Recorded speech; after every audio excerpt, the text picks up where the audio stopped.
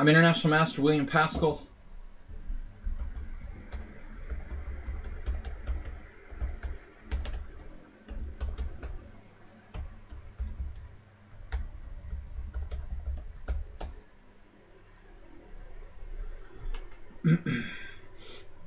Alright, guys and girls.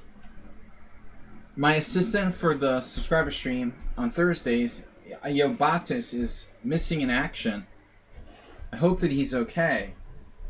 As many of you may or may not know, there are very, very serious flooding disasters happening primarily in Germany, parts of Switzerland, and Belgium, among others. And I don't know if Denmark is under threat, as bad as those other places, being a little bit further north. But Yabatis has not been on since this morning.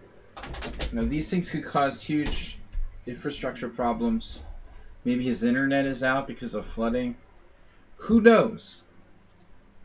But our assistant has been AFK or offline since the morning. Yeah, I didn't see anything about Denmark, but it's really close, so... Alright, we only have 3 games thus far, so anyone who's a subscriber that would like to submit a game, we got plenty of room for additional submissions. Xerox, good evening. Flooding does not extend into Sweden, as far as I know. That would really be pushing it. It gets frozen up that far. Alright. So we've got Tezek is the first game. Yabatis, MIA again, second game. Astrobate third. Welcome everyone to the stream. It's 87 degrees, so flooding may happen. Maybe some icebergs are gonna melt and start crushing Scandinavia. Not a joke. Not a joke. Irma Gerd, it's Slaggy. Irma is another story. Hitting my former home. Hurricane or tropical storm Irma. I'd be feeling the effects of that if I was in the United States, which I used to do every summer. Another thing. Alright, welcome everybody. Here's a warning. Mr. Coffee is gonna put a poll up in a few minutes. No, I used to live in Massachusetts. I would go home for the summer, and there would be lots of summer hurricanes. Very standard. All along the East Coast. Just the last 2 years since COVID, I haven't been able to go home. Mr. Coffee, poll opening in 10 minutes for next Tuesday, thematic. Next week on Tuesday, our tournament will be a thematic blitz tournament. I'm going to get started here with analysis in a minute. Giraffe, welcome back. Thematic poll opening soon. So if one of the subscribers to the stream would like to submit a game, you can send me that game through lichess messages. I'm going to get started here in a moment, but a reminder, next week I am starting on Tuesday to play an OTB tournament. So streaming next week will be limited, maybe 1 or 2 short streams, more likely in the morning. The Tuesday tournament, I should be able to be back in time for part of that, depending on how long my first round game goes in my OTB tournament starting Tuesday. Fudge Schnitzel says good luck. Thank you. Good luck is appreciated. Boom. It's cool to get to play. It's like not a big deal. A couple, speaking of disaster in Belgium, there's a flooding disaster, but also we have 2 of the Belgian players that were supposed to play in my group can't make it because of COVID restrictions. So they were replaced by some Indian guys who are already here. That's going to lower the category of my tournament a few points. Probably not enough to dramatically affect the average rating. Hopefully. Anyway, alright, let's get started with Tezek's game. Listen, one last question before we get started. Your game is first. Has to be, what's that? How do you people, you viewers and lichess users and chess players, how do you peoples feel about 3D board? It's like blah, I want to like vomit. Just I like it. You know, I'm telling you, I like it. I also like listening to music, but I'm not necessarily going to do it on the stream. But, you know, here's what it looks like. I'm just curious what people think. I like the 3D board. I feel like I play better on a 3D board. There are some problems with it. The first problem is that the black pieces are too shadowy. The whole board is too shadowy. So, I'm just kind of getting people's opinion about it. I like it. I like the pieces. First of all, there's also shine on the pieces. This needs to be tweaked, you know? Like, the white pieces are too shiny and the black pieces, you know, the white pieces are a little too shiny. The board is too dark. There needs to be a slider to make the board lighter and darker. The black pieces are too dark compared to the white pieces. But I like it in general. I think I prefer playing with the 3D pieces. How many people here actually play with 3D pieces? We could get a poll on that. Pre-poll. An after poll. Mr. Coffee doesn't find it helpful. lichess is working on a real mode where it's touch move. You can see your opponent's mouse movements. I thought Mr. Tickle that was a I thought that was the April Fool's Day joke.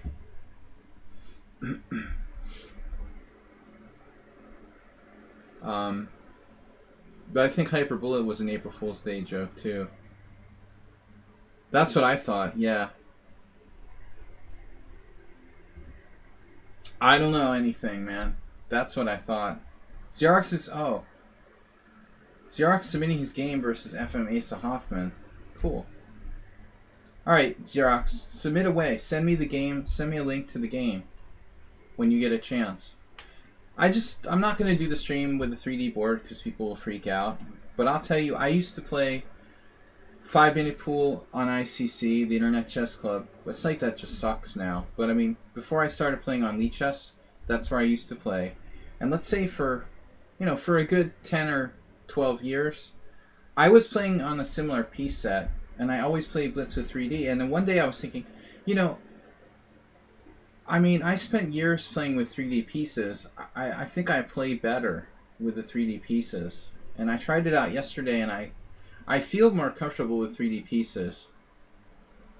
Anyway, I just wanted to throw that out there and ask people, you know, what they think. It's like, whoa. But I mean, the thing is, once you get used to one way or the other, it's very hard to switch back. You just become accustomed to one or the other. But I mean, as an over-the-board player who started playing online, you know, not until like 7-8 years after I had been playing over the board, I feel like 3D is more natural to me. Alright, poll opening.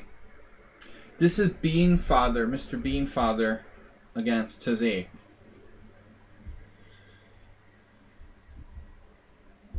I should probably make the board a little higher.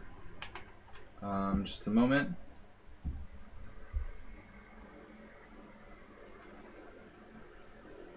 Where is window? Window capture. The window capture sucks too. It doesn't move. It only moves in like clumps. You can't really move it smoothly. Either it goes too far or not far enough. On OBS, Streamlabs OBS, it's really annoying. It just doesn't move smoothly. I have so many complaints today. All right, Beanfather versus Tezek, E4, E6, French defense. It's our first game for today. If you are a subscriber, you can submit a game. If you're not a subscriber, you can become a subscriber and then submit a game. And then we'll analyze your game here live on the stream, which is cool. Alright. But in any case, everybody can participate in the poll. Everybody can participate in analysis. French defense. D4, D5, E5. Ugh. I guess it's better than the exchange variation. I mean, if you're the French defense player, I don't know. Yeah, that's not. I don't know. Which would you rather face, the advanced variation or the exchange? Well, I mean, it's wrong in principle to play pawn takes D5. I mean, I've done this in blitz games recently for fun. I would do like takes and C4, but there's nowhere I would ever like claim that that's good for white. You know, I'm only playing this because I feel comfortable in open positions in blitz. It's not the best move for white. You know, you're violating fundamental principles. It's a violation of fundamental principles to trade the E4 pawn for the E6 pawn. The biggest thing in chess, besides king safety, is control of the center. And when you trade your E4 pawn for the E6 pawn, that don't make sense. I'm not a huge math person, but I believe in math and statistics. And the fact of the matter is, it's not a very good move. It's playable.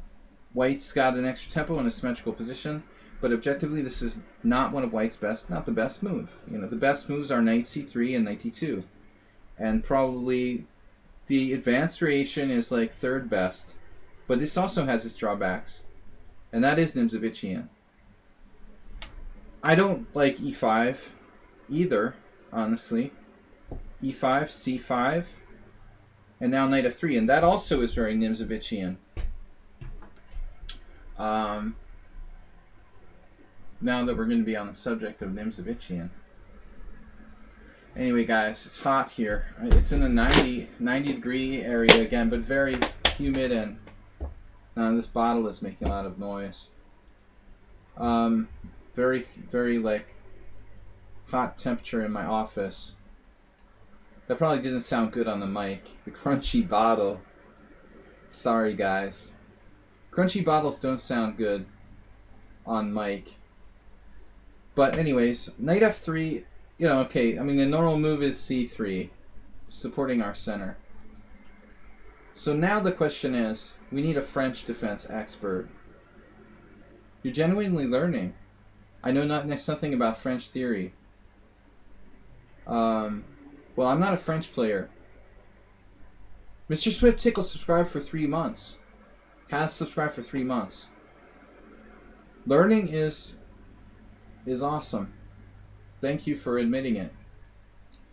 Knight f3. Alright, so this was played by Nimzovich. Now his idea was to play it as a gambit. Knight f3, but I mean, it's technically like incorrect, I guess. I mean, the classic thing is like takes bishop d3, and White plays this Nimzovich gambit. It's called the Ruiz Donk gambit according to the lichess opening explorer, which is not the be-all and end-all. But whatever. I don't know if there's any other options for White. I mean, you could obviously just like take it. I don't know how bad this is. You could always take with the queen too. Allow knight c6 and then pin it, or something like queen f4. That's an interesting question. Did Nimzovich play this ever? I'm wondering. Another line that he might have played was d takes c.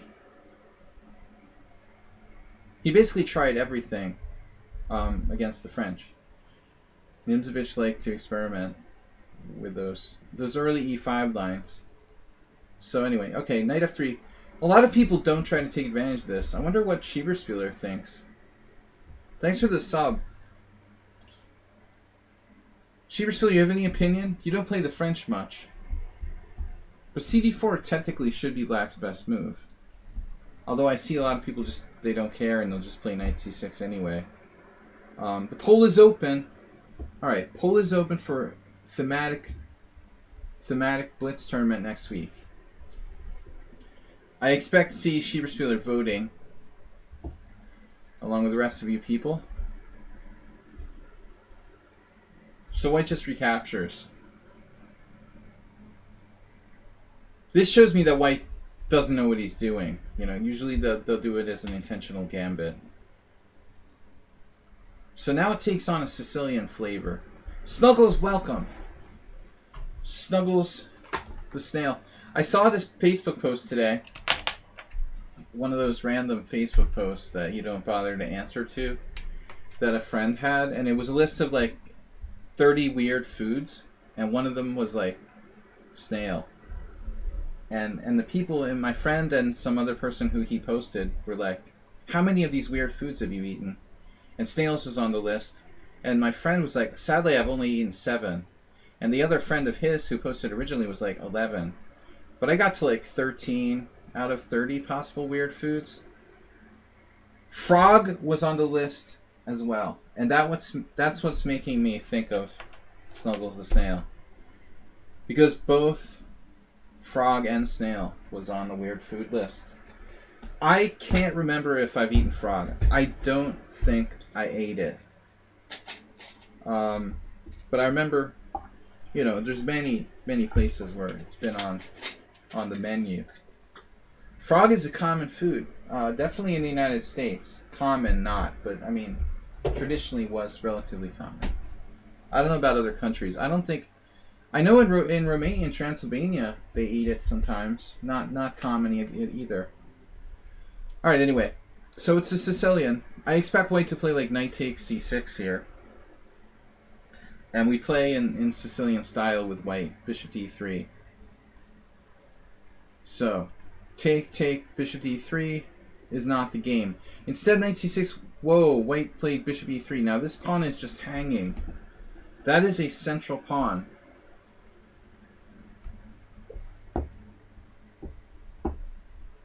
I did eat snail once. Rabbit was also on the list. And then all these other really gross things. There were some relatively normal things like squid, crab. Knight takes c5. Grabbing the pawn. This is principled move. If you don't take it, I don't know, you know, you're not a real chess player. I think you got to take free central pawns. Asterbate today didn't take a free central pawn. Gotta watch the check. I am not concerned about bishop d7. I'm going to do the poll. Make sure, guys, to click on the poll. My poll is peeving me now.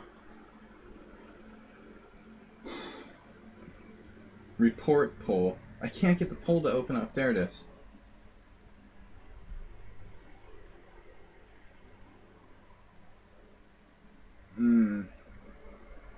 Poor Benoni.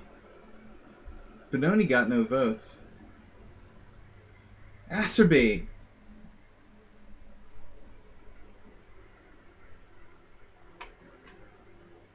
Come on, guys, vote in poll. Can I change my vote?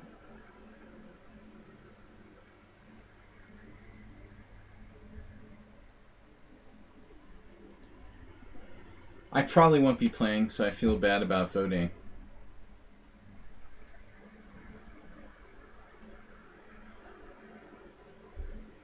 It looks like you're playing Acerbate. This looks like something he would do with white. Now, c4.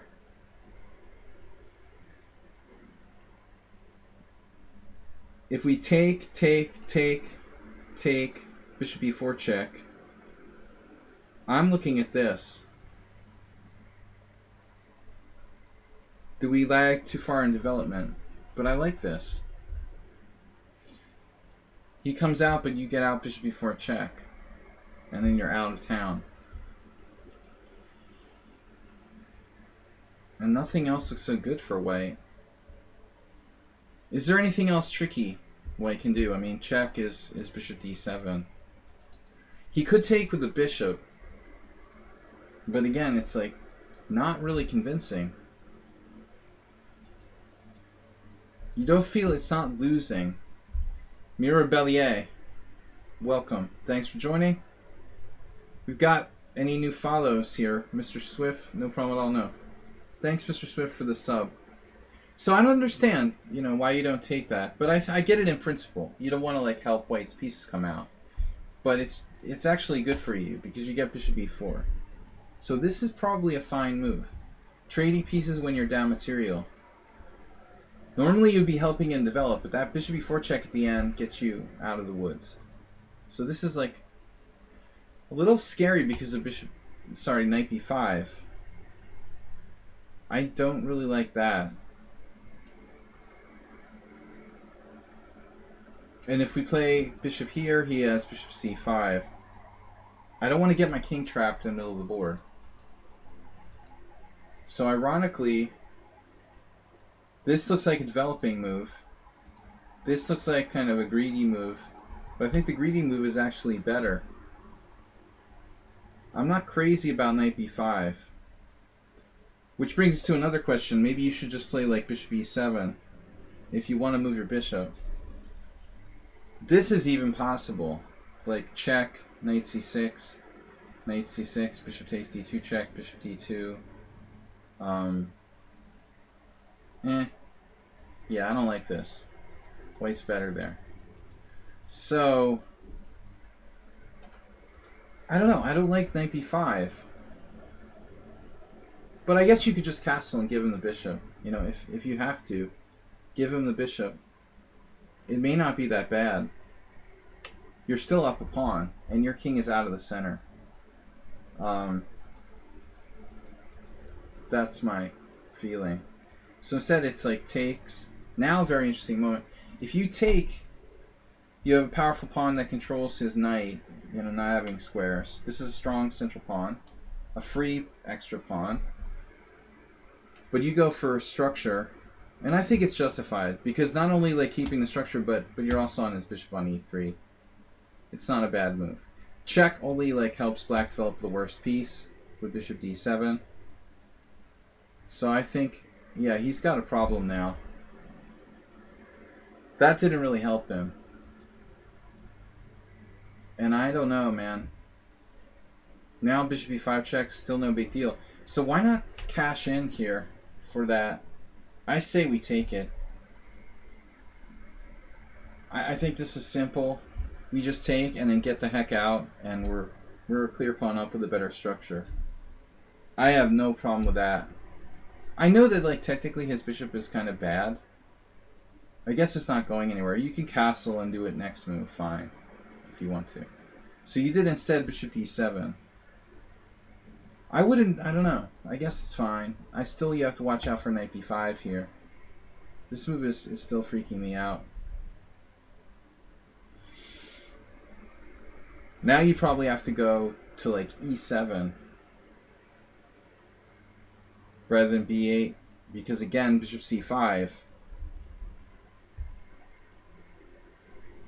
Last chance for voting.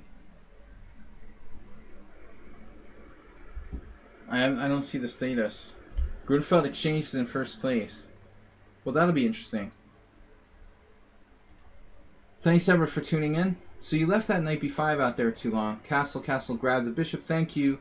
Takes a little bit of play for white along the f-file. And now you made a controversial decision to play bishop c6.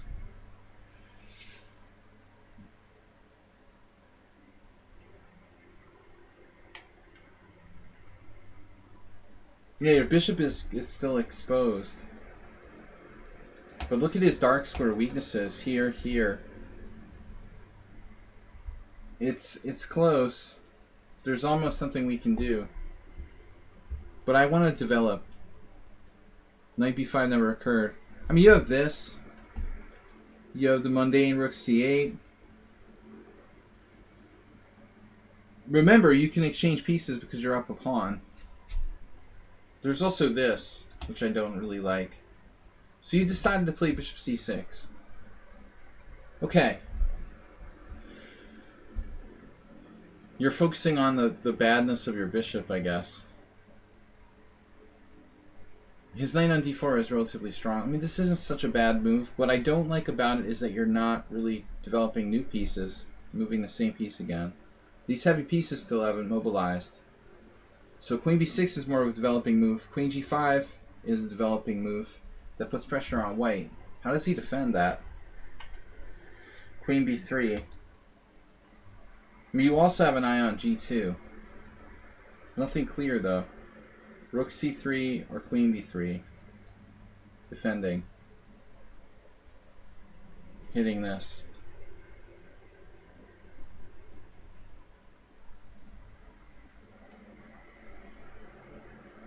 I mean, if you have to, you play rook b8. Not a great move, but... Well, actually, you're walking into this fork. You can't. Now, this is a big problem. Yeah, okay, queen g5 looks a little risky, and I don't know. That's still an issue no matter what. You might have to come back here. Another safe move is a6. Just like a Sicilian. Here, we go back, preserve the two bishops. Both your bishops are very good. I don't like queen g5 anymore.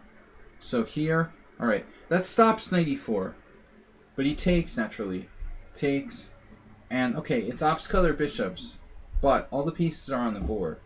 He has weaknesses here, here, here. Black is clearly better.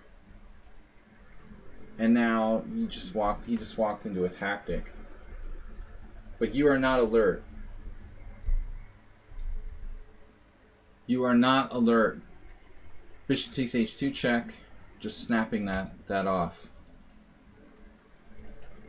So you know what you need to work on, Teze. Tactics. Being more alert tactically. Strategically, it's a good game. h6. He blunders it. Now you saw it. 2 pawns up with a better structure. Safe king. And now we got to be a little bit careful. If somehow, you know, another piece enters the area, he might have some kind of knight f6 check or some sort of tactical shot. That wouldn't surprise me. 4 pieces. You basically have no pieces around your king. There are no pieces other than the rook and f8. There are no other pieces defending your king. So there's the way this could go wrong still. That's a very passive move, queen d8. But I guess you realized that your queen was vulnerable. So here, reset, check, knight e5, and then trading pieces is very bad for white, though it would fix his structure.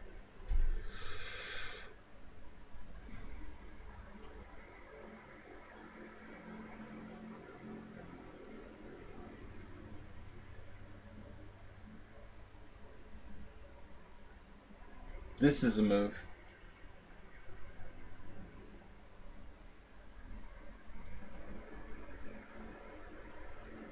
If you trade queens, you fix the structure. It is a problem, because he gets a rook on the 7th, and white has some practical counterplay. Princess Chess, welcome. Walker Boy. Knight e5 looked better instead of queen d8. Yeah, I mean, queen d8 felt passive, but I understand his fear. Maybe queen d5, actually. Well, either way, he was coming to there, but, you know, this is a centralized square. I guess here he has rook here. That's the problem. This is the kind of thing I'm talking about.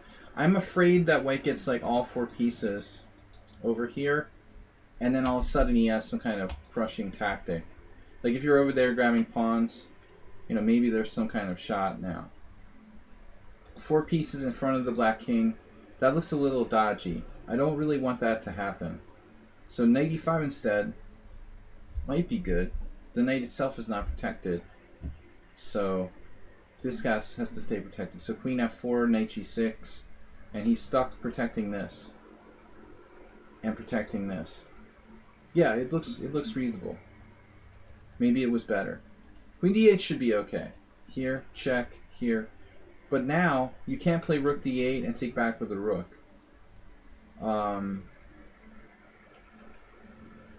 You could take back with a knight. I mean, this, for example,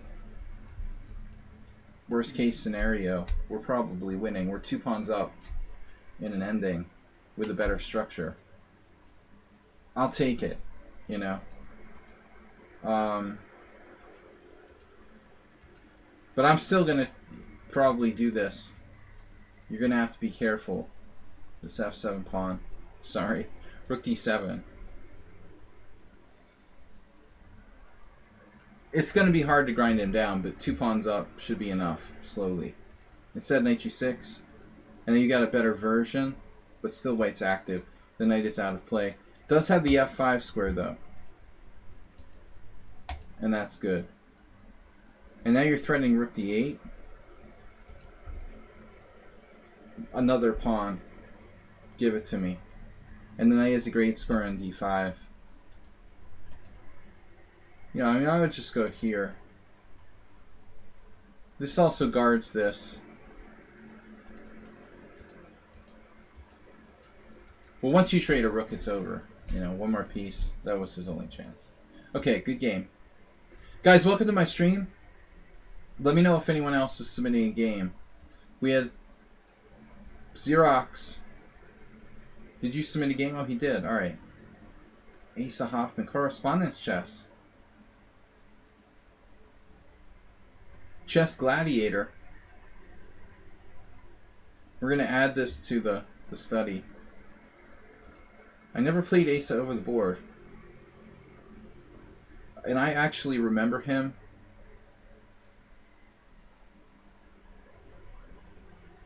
back in like 1986 trying to hustle me to play Blitz with him when I was like a 1400 player.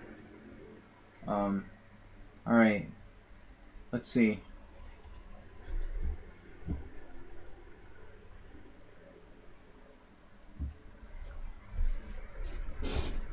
It just says correspondence. Yeah, I was wondering. You play fast correspondence. But this is not the game we're on. Okay, we're on the second game, Yabatis. Actually, we can do any of these games, doesn't matter. Let's do Asa Hoffman now because Xerox is here now. Xerox machine. The Xerox machine. This is your Smurf account? Alright. Asa Hoffman is a classic chess bum from New York City. I never played him over the board. We played some Blitz.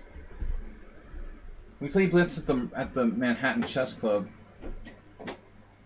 And not many games. And I probably played him a handful of games online. But I never played him over the board.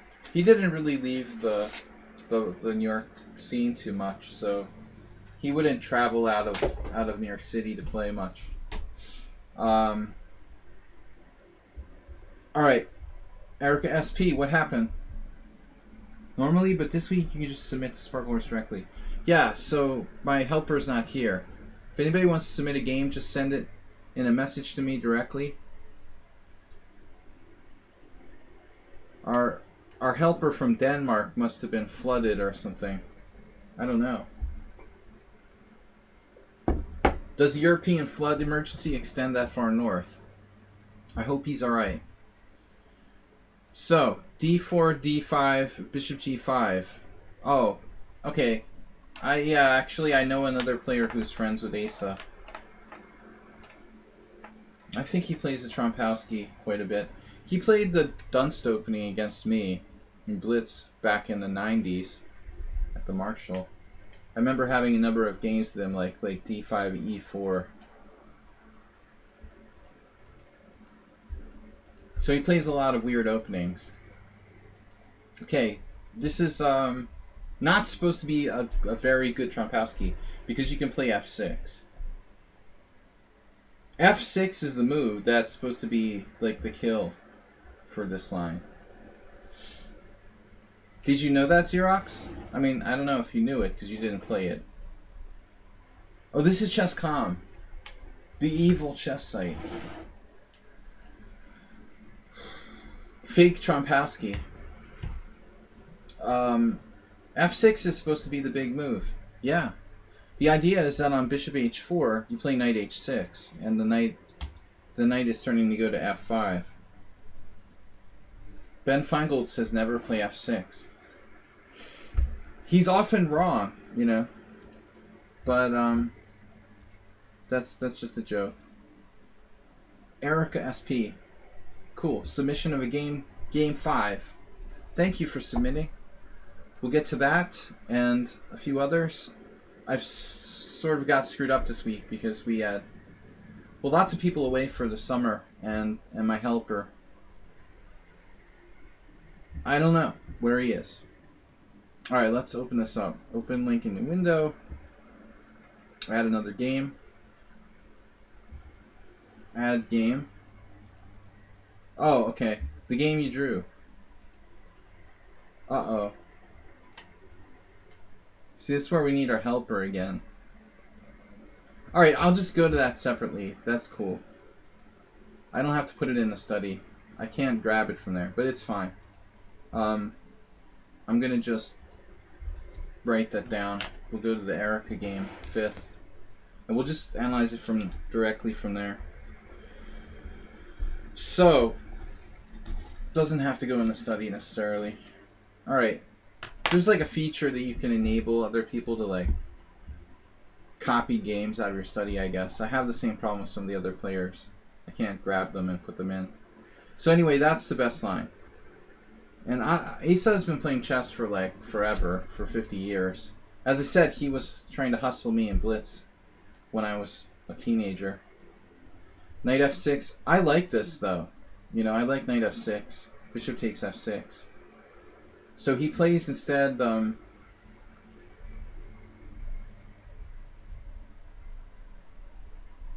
Heinrich Chapakaitis variation. But who was a legendary Latvian Blitz player, who I also played. I always play c5 here. And I had a lot of games with Chapakaitis. He would do like takes. Again, long time ago. So instead Asa played, Xerox played c6. Now we're out of my like realm of knowledge. This is now a Trompowsky Slav. It is what it is. It's a position. How are you planning on taking back here with the e pawn? It looks like. I'm used to taking with the g pawn. You could take either way, but I would think with c6 in somehow this seems more normal. So you can like put the bishop on d6 like an e takes f Caro-Kann. It wouldn't be impossible to play this way, but I think there, you know, you kind of want the c5 break. How would you have taken back there? I always like making fun of Ben Feingold's f6 idea. You see, I hate like dogma, and that's just like such a typically dogmatic thing to say. If only chess were so easy, like f6 is always bad. Way to keep an open mind. E3, bishop f5. Okay, very solid. You played a bishop f5 against me the other day. So Asa doesn't have any interest in playing bishop f6. So I think it's kind of like in the London, typical to do this c4. But you have to say one thing here. There's something weird, and this is my perspective. There's something weird about playing c4 with your knight on d2. If you play the London and black plays c6, or a formation like black's playing here with white, the London is close relative of this Tory attack or whatever it is now. If you play the London with white or whatever these closed systems are, you normally have the knight still on b1. If you play c4, you want to play knight c3. So I think, you know, that's weird. That his knight would be best placed in a structure on c3. So, as you can see here, c4 not such a common move. It was played by Andreikin in one game. So Xerox is saying e takes f. I think that's more normal with a c6 type structure. Anyway, c4, and I don't think I know what to do here necessarily. I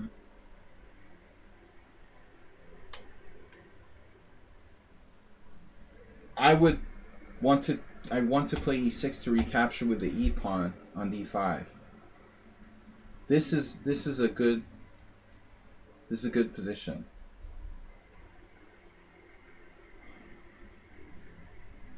I think. But Xerox maybe didn't like the fact that he's like pinning himself. I don't think it's a problem.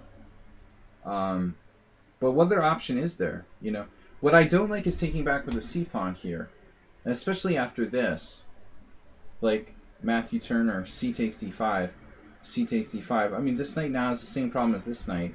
They both belong on C6 and respectively C3. The knights are on the wrong squares. So I think you should definitely play E6. Here is a weird move. I don't know what your normal repertoire is. If you like to play the A6 Slav or something. If you like the A6 Slav, you may like this. Feels pretty extravagant. Queen B3. That looks like a good move. And now Rook A7. So I'm thinking things are getting weirder and weirder. But let's say pawn takes pawn. How are you recapturing? You can't take with the knight. If you take with the pawn, I guess you take with the pawn. I'm not a big fan of your structure here. Now how would you recapture? Would you recapture the g-pawn now, so as not to have an Isolani on d5? Or would you still do this? This structure is pretty ugly, but maybe white isn't that well placed to put pressure on it. I mean, knight e2, knight f4, or knight c3. You like that better now. I don't like this Isolani on d5. I want to be able to play e6. This is a weird position, though, with the rook on a7. I am not comfortable with this. I would have played e6 earlier. Alright, here. White is Asa Hoffman. He's older now. Asa's in his, like, 70s, I guess. But he was a very good blitz player. Rapid. c5, knight on bd7, bishop e2, h6. These are all normal moves. Now it feels like it's a normal position. Bishop h4, bishop e7, castle. And now what? I would expect you to castle. On the other hand, you have b6. But a very risky move, attacking the enemy pawn chain at the head, which would create a weak pawn for you at c6. So play b6 at your own risk. So instead you play knight e4. Trading pieces. So far it looks like white has been trying to actively avoid trading pieces. He wouldn't take on f6, but now he'll take. King takes, anyone? Okay, so now it's pretty, like, boring. But you've got the break. e5.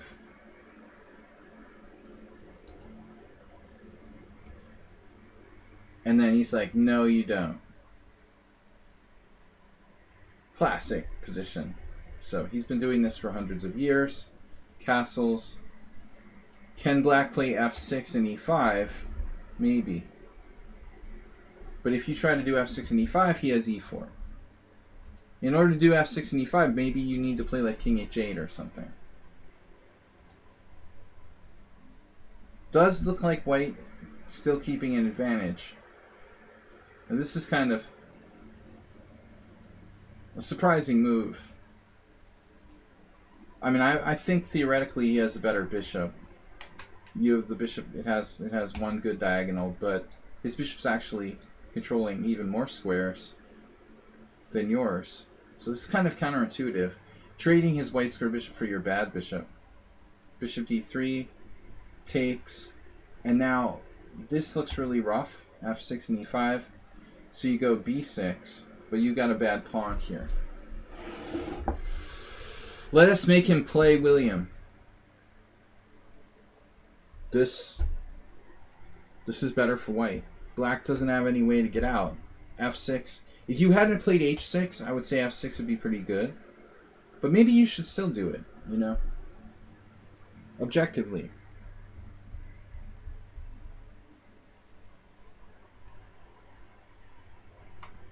Does he beat you to the punch and play like e4 first? When you don't want to take and like give him the d6 square? That's an interesting question. So b6, and now he has to decide to play b4 or take.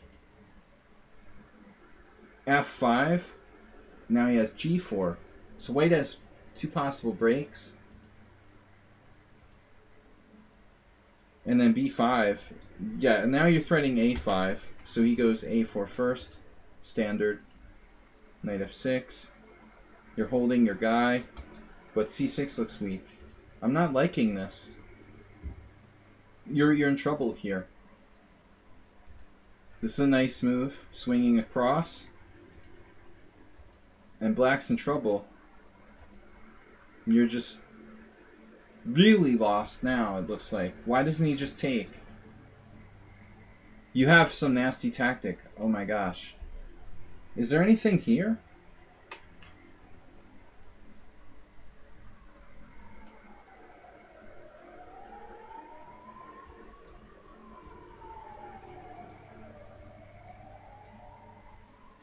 I mean, this looks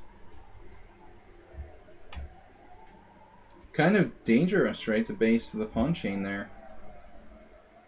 And this knight coming in. Pretty dodgy. That was not what he was bargaining for. So he plays h3, cutting out knight g4, giving him g4, keeping you busy. And now he takes. And then he took here, took the f-pawn, takes. And now maybe rook a5 or something? Yeah, he tries this. It looks like a draw. He could try queen a3.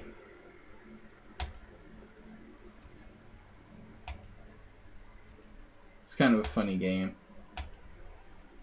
So what happens if he plays queen a1? I gotta ask the obvious question. Houston, do we have a problem here? Rook takes, rook takes, rook takes, queen takes, and then you just like passively defend with queen e8 or something. Yeah, that's not a lot of fun. This would not be a lot of fun. And white has chances to like improve his king and play like g4. Maybe it's a draw, but not easy. But he was unambitious. And this really looks like a draw. And now you actually have an active majority on the king side. Probably hard to do anything with it. He goes for e4. So he's actually trying to win.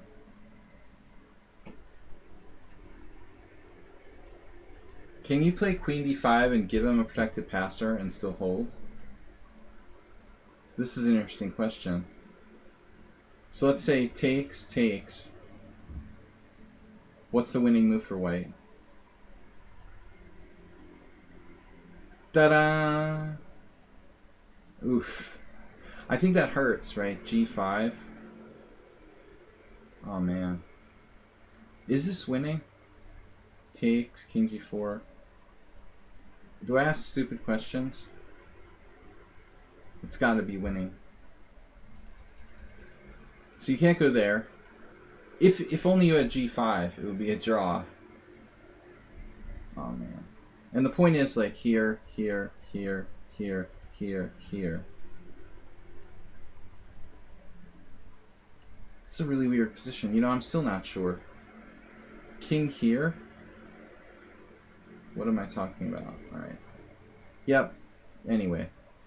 That's over, right? King h4, king here, king takes, king here, king here, king here, king here, king here. Yeah. Alright. Anyway. He played queen g5. This was kind of a tedious game at this stage. Very dangerous to lose this pawn on c6. So I'm happy with a draw. It's a draw. Right, interesting game.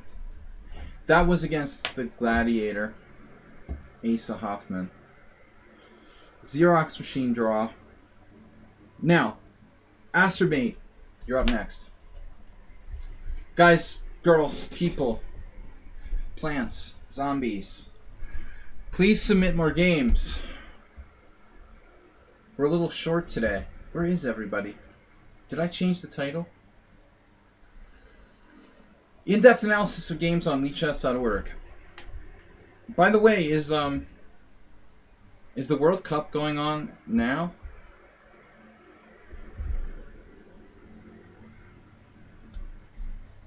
Where is everybody? Seems like we're getting in the heart of the summer. A lot of people are missing. There's only 15 viewers. It's a shame. Where is everybody? Finished a little while ago. I haven't been watching. Alright, so Acerbait. Acerbait is black here. I have not seen this game. E4, C5, knight of 3, G6, D4, CD, queen D4. And correct.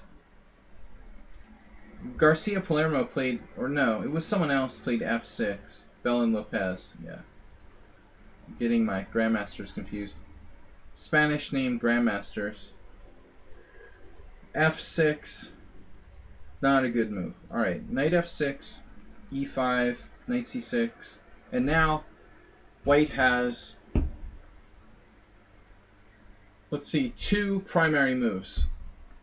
Queen F4 and Queen A4.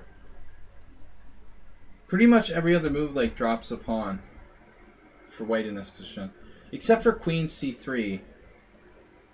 Oh, here's another weird move. Queen C4. That allows D5 though, which seems to be fine for black. So here, bang. I wish I had $1 for every time someone dropped that pawn. I used to get that all the time, but now it's rare that I even get people who get this far. But anyways, my experience has been that if white is going to lose a pawn, this is the best square. If you must lose a pawn, have your queen actively on h4. And actually white gets a lot of compensation. Check, here, like knight c3, queen takes check, should be 2. I had a million blitz games where this happened. And like, check it out, you know. This game, Viktor Ivanov with white, Starua drew, Lothar vote drew with white. So that's 3 strong players with white, all of whom didn't lose after dropping a pawn. Because white has like tons of active pieces developed for the sacrificed pawn. A couple boards didn't play because of sickness. 2 guys are self-isolating out of caution. And 1 guy's headed to the hospital.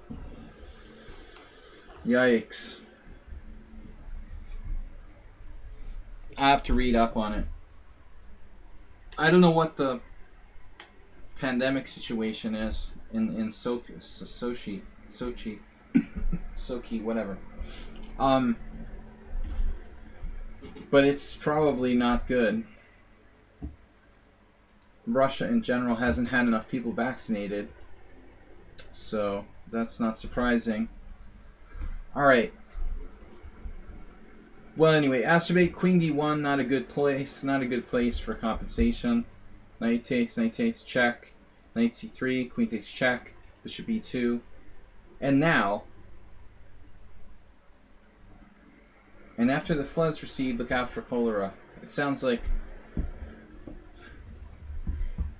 you're reading Garcia Marquez. Alright. Love in the time of cholera. But, Astrobate, what is up with your next move?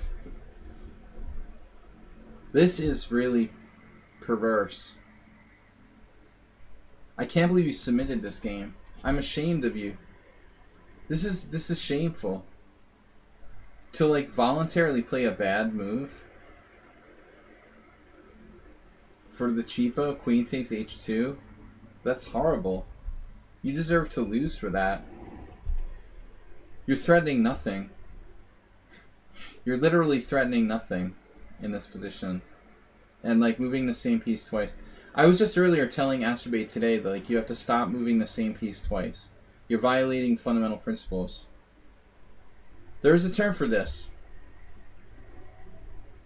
Can you say hope chess?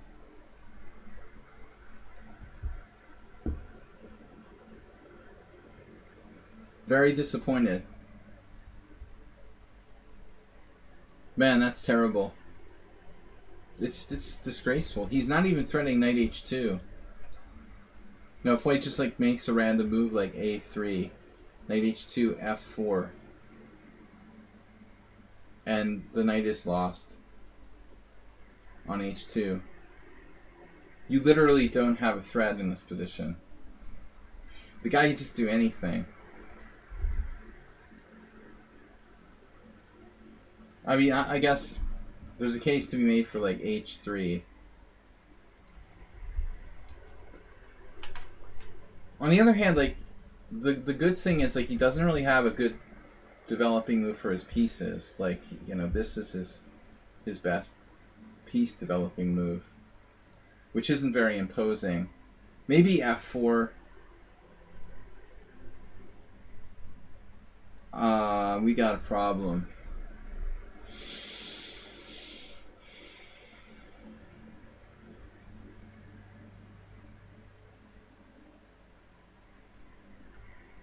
Mr. Coffee, I never heard that one. I miss 100% of the shots I don't take.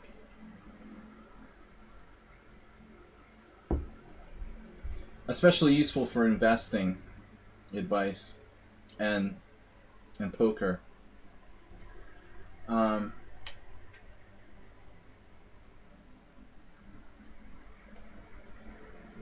Let's see.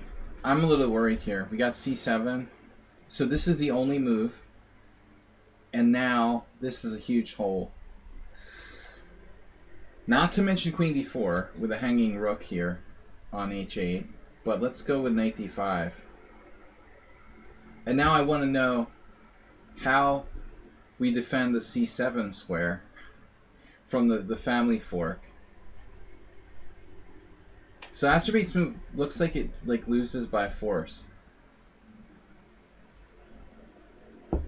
Almost. So the only defense now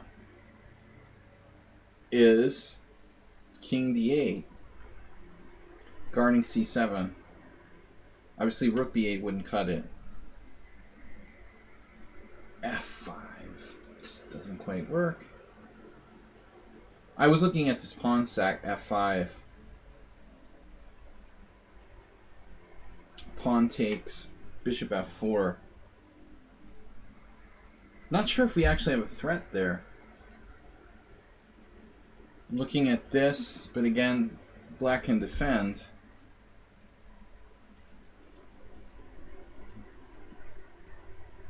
There's also the other move there. Might give us more options. Because now we've got knight c7, but also knight d4. But also, no, let me see that last line again. Okay, yeah, knight b5, king d8, queen d4, and then like a way to attack c7 again. Nothing 100% clear here. Could take this. Black is objectively lost, but not by force lost, just strategically lost. So I don't know, man. Never do this again. And then it was castles and mate. Delver Flips, thanks for subscribing, tier 1. Subscribe now for 2 months. Alright, mate is on the board. Very, very bad disgraceful example of playing for cheapos by Astrobate. You deserve to lose for making a bad move, knight g4. In a perfectly good position. You need to develop your pieces properly. Castle, castle, castle. And then black's better in a pawn-off position. Learn to be patient and respect the position and respect your opponent. Okay, next, Yabatis, who is missing in action. Guys, there's still room for games. We've got only 5 games. Usually I do up to 10. So if a few more people want to submit their games who are subscribers to the stream, absolutely welcome. Send me a game personally. Normally I have them sent to Yabatis, but he's missing. Hope that he'll be found. He hasn't been swept away by floods. But it's possible that European floods are wreaking havoc on the telecommunication system, for example.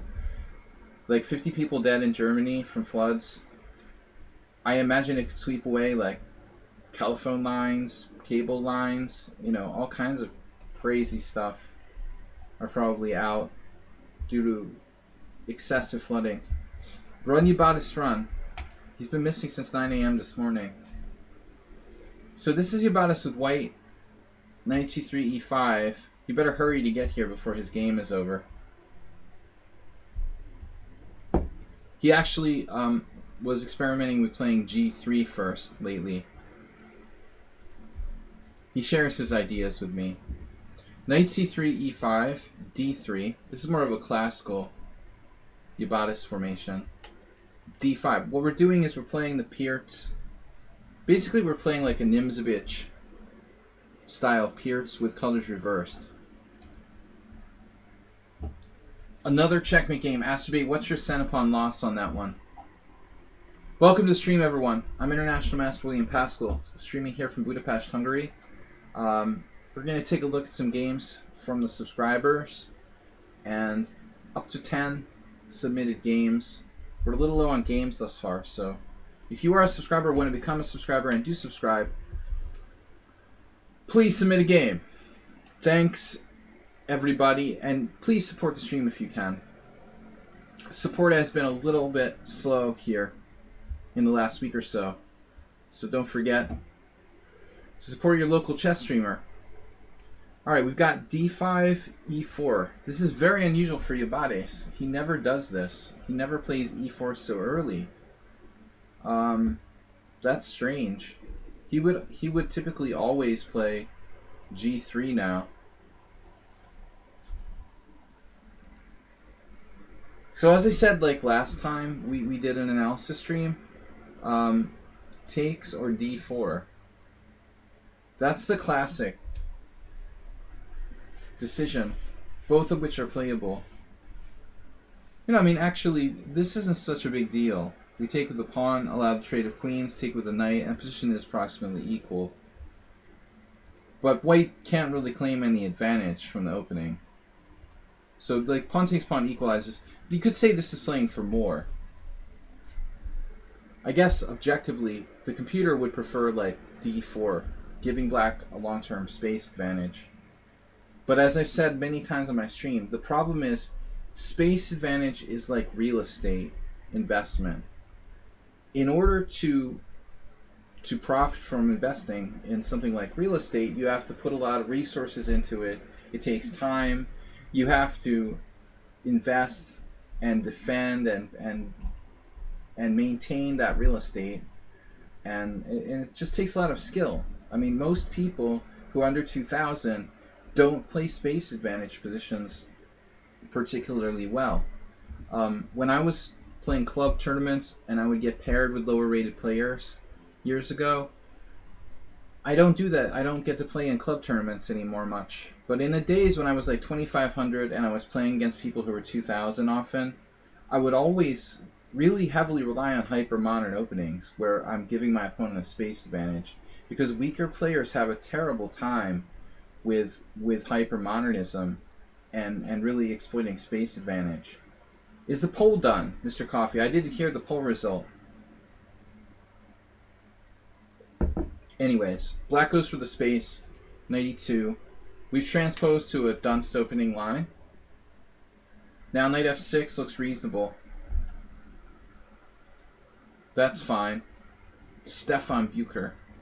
He's an expert in weird openings. Ironically, his opponent is playing. Riefschlager played the weird opening against him. Now g3, knight c6. Okay, so this is not a bad move. But the big question is, does black want to play c5? We all do, but what they did was really what I would call disrespectful. And their own tournament at that. What are you talking about? Oh, the silly Nakamura stuff? It's all about content, I guess, for his YouTube channel. Yeah, I mean, he's very childish, you know? Hikaru. But then again, you know, so is Elon Musk. And he's a billionaire. G3. So c5. I would go with c5. Having said A, we're going to say B. And really fully support that pawn chain. I mean, the problem when you play knight c6, you block your pawn from solidifying the center. If black's not like a d4 player, though, he's probably not comfortable playing c5 here. Alright, so knight c6, bishop g2, bishop d6. I guess this is fine. h3. And now another reasonable move, a5, grabbing space on the queen side. However, Yabatis normally doesn't like to do this. I would start to consider the head of the pawn chain break with c3 here. Yabatis is a very classical sort of thinking player. He doesn't like to attack the head of the pawn chain. Because black doesn't have c5, I mean, this move looks attractive. By the way, going back a couple moves, maybe this is actually the better move. We should mention bishop b4 check as played in a game here, but I don't get it. You know, I mean, it seems like c3 is a nice move. I know bishop d2 is a move too, but I don't really want to trade my good bishop. And I think c3 is okay. And if something like bishop c5, you've got b4, and you're just going full Joseph Henry Blackburn on the guy. This is not necessarily, you know, new. I mean, this type of play was played 100 years ago, but with black death. But anyways, bishop c5, probably better. Maybe the best move. There are other ways to play for black too. Knight d7, preparing knight c5, maybe bishop e6. The thing is, does that bishop get attacked? Alright, anyway, h3, a5, f4, b5. Whoa, where are we going here? b5. Not my expectation there. One must be careful. This is Astrobate. With great power comes great responsibility. With great space advantage comes great responsibility. So if I were black here, I would wonder about like h6 maybe. Other moves, knight d7. It's castles into the pawn storm. I think I'd rather like wait. So h6 like a waiting move. Even h5 is interesting. So h5, h6, or knight d7 look like normal sort of moves. The problem here is that I guess our d4 pawn starts to get kind of overloaded. Black might have to revert to f6 or something like that. It may not be that bad though. Astrobate, what's that? a5, f4, b5. So how is this going to work? Just sort of randomly grabbing space. Alright. I would consider a4.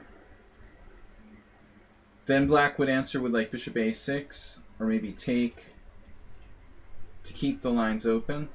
but you would at least break up his pawn chain. A4 is a solid choice.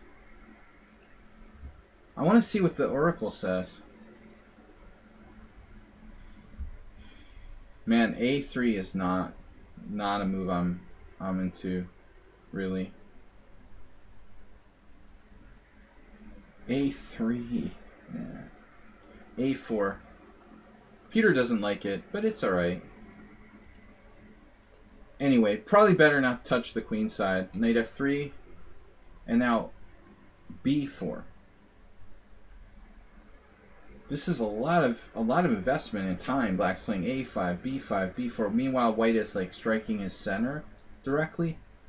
This D4 pawn is falling, isn't it? I think black just lost his D pawn. Not quite.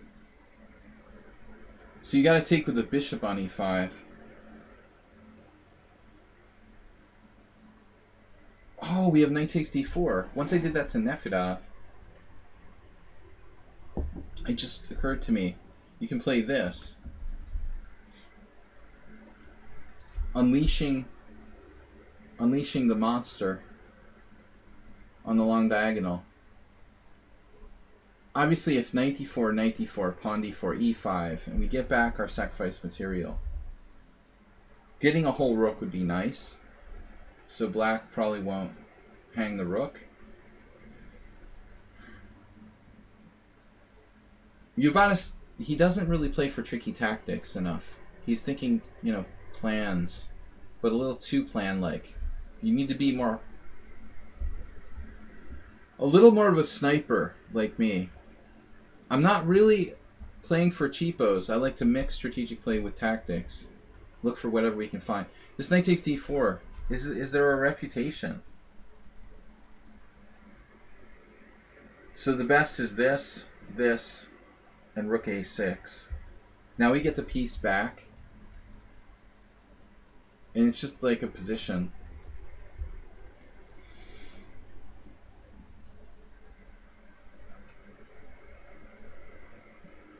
Rook a6 is a handy move. Alright. But white would like to open the game while he's ahead in development. Bishop d7. And now, I mean, if you do this, there's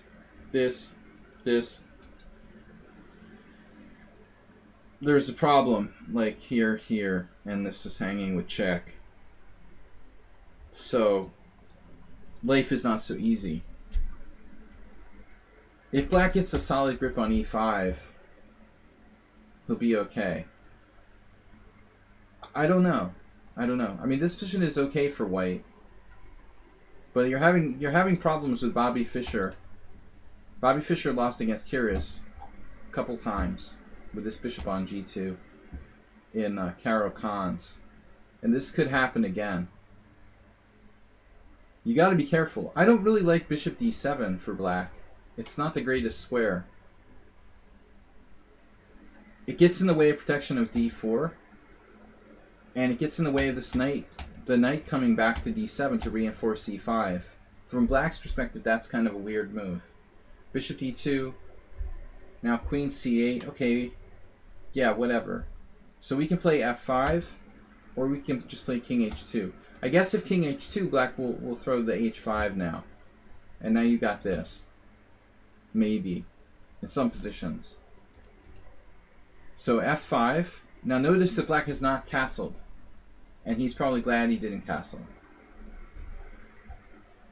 I realize... Oh, you have to leave. Alright. We'll get to your game quickly. f5, g6, g4, g takes f, e takes f. It's a very sharp position. And wow, black plays e4. So black king's still open on the open file here. This looks 20 minutes. You should be fine. We'll have 15 minutes to go over the game. That's what I shoot for. About 15 minutes per game. No, you're the next one. I shoot for 15 minutes game analysis. Knight f takes d4. Knight takes d4, knight takes d4. I don't trust the black king here. And I don't really trust it over here either. So it looks like black just let it open up too much. And white is winning, based on safer king. E takes d3. The number one thing that wins games is king safety. Well, lack thereof. The number one deciding factor in chess games is a failure to protect the king. Check, king f8, check, king g8. And now all we need to do is get queen g5. So I assume queen d2, bye-bye. If you want to be mean, you play queen c1 here. But then black has d2 delaying the inevitable. So queen d2. Now the computer would play like bishop f4. That's another computer move. Although it does allow f6. So probably superior. Bishop takes e4, f6. And now check. And then black has had enough. Black... I like the way that black played with the king still in the center. Keeping the king in the center. But what ended up happening was the center fell apart, right? And that was fundamental. Like, where did black's center go? Delver flips. Where are game submissions? Delver flips. Send to me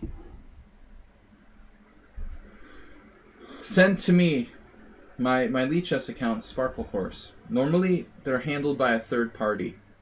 But our third party, there is a manhunt now to find him and see if he's alright. Alright, I'm going to do the Erica SP game next. She has to go 15 minutes. Good game by Yabatis. The center fell apart. And that's the thing. I wonder if black, would be more secure if he had played c5. You've got to be careful. The decision to play knight c6 here, that never would have happened with the full, 3-pawn center. Rest in peace, center. Exactly, Schieberspieler. But again, I would have gone with the earlier c3 in a lot of cases, too. Alright. Gotta be willing to attack the head of the pawn chain sometimes. So the Erica SP game is not in the study, it's here. Game 2 of their study. Let's check it out. June 29, 1/2. Club game. Clubber. Alright, so opponent is white. Welcome everybody. Feel free to send in a game. We still have room for a couple more. Lots of room. Delver Flips, thanks for resubbing, by the way. Where is everybody? There's no excuse. E4, E5, knight f3, the Petrov, yes. Wow. Erica SP is playing the Russian oligarch system. Ouch. We were just, off topic. Ian Nepomniachtchi just published a op-ed in the New York Times about corruption or something. And ironically, this variation, this guy, Afromeyev, he's like a Russian millionaire who, created the 2600 rating by buying all of his games. Why don't you go investigate him? That was actually an article by the New York Times as well, 12 years ago or something. I don't know when it was. Long time ago. I don't remember. So you see this game here from 2007. That's the guy. Anyways, so normally in the Petrov we play d6. Thanks, Delver Flips. I don't know if Erica SP realizes this, but this is the normal move. There's also the knight takes e4, the Damiano variation. And I've seen that even Mamedyarov, who's known for playing weird stuff, has ventured this. After knight e4, queen e2, queen e7, queen e4, d6, d4, and now pawn takes e5. There's a game here, Fedorchuk versus Mamedyarov, where Fedorchuk played queen takes e5. This is actually stupid for white. He has to play pawn takes and play with the better queen. White's queen is strong. It's dominant. This is sheer fear of a strong player that made white play queen takes e5. The Damiano is it might be playable though. You know, like this seems like it's bad, but in a fast game like Rapid or Blitz, this system still might be have some validity. But it's ironic that like the only game in the whole opening explorer where a good player played it with black white wimped out and played queen takes, which is actually a weak move. Destiny Dragon, good luck finding an opponent. We're just analyzing. Queen e7. So she played the Afromeyev. I've played this, but it's not really good. So I recommended masturbating other people to play this. Like d4 is a simple answer. You would give the pawn back for white, like knight c6, knight c3, knight takes e5, takes, queen takes. I had a game with one of our other subscribers, someone on Sound, in the simul where I actually played this. And ironically, that the Russian millionaire cheater guy, Afromeyev, has a game with white. He actually played against his own system, probably a fixed game, against Alexander Zaitsev Jr. But that's a way of giving back the pawn that looks pretty good. f4, queen e6, and white is better. This is a solid way for white to solve the problem, what to do. But you're not winning a pawn. The other way to play it, let's see what your opponent did, knight f3. So I think d4, knight c6. This is nothing because of queen takes e4 check. That's the best for black. That's actually okay for black here. In any case, white did not play d4 after queen e7. Played knight f3. So this is tricky. I'm gonna analyze the game because I know Erica has to go. But I've never seen this move before. This is a new one. I think you have to take the pawn. d5 is interesting and might be fun for like a fast game. But the question is which way to take the pawn. Because both are possible. Basically, black is playing like Fritz 7 with no opening book. I used to play like chess computers against each other 20 years ago with a roommate of mine, and we used to see what they would do if you turned off their opening book. They always do this. This is the computer from 2000 playing against itself or another engine without opening book. They always played like weird Petrovs with things like queen e7. I don't know. You know, if you take with the queen, your queen is exposed. If you take with your knight, your bishop is blocked and you can't get it out. I saw one particular line. Let's check it out. Here, d5, castle, queen d8, d4. See, so you got some good players here. Timofeyev and Jubava. So that seems like the safest way to go. Take with the knight, white blocks, and then you can just like bring the queen back to d8 and play a normal position. This is more dangerous for black, clearly. Because after bishop e2, you need a place to like put the queen. It's not clear where it's going to go. So this is really weird stuff now. Dr. Afromeyev, all Afromeyev games. Like, are any of these games real? They said this guy, he had like a bodyguard who didn't know how to play chess, who was rated like 2400. Your kid just called and needs to be picked up early. On top of the other communication. Alright. You can always watch the replay. The replays are on here on Twitch, and I also put them up on my YouTube. So if you have to go, it's fine. You can catch the end of the analysis later. But the Afromeyev,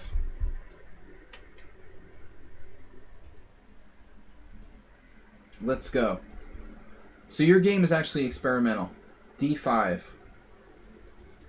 So the question is obviously d5, e5. This is the only move. We must play e5.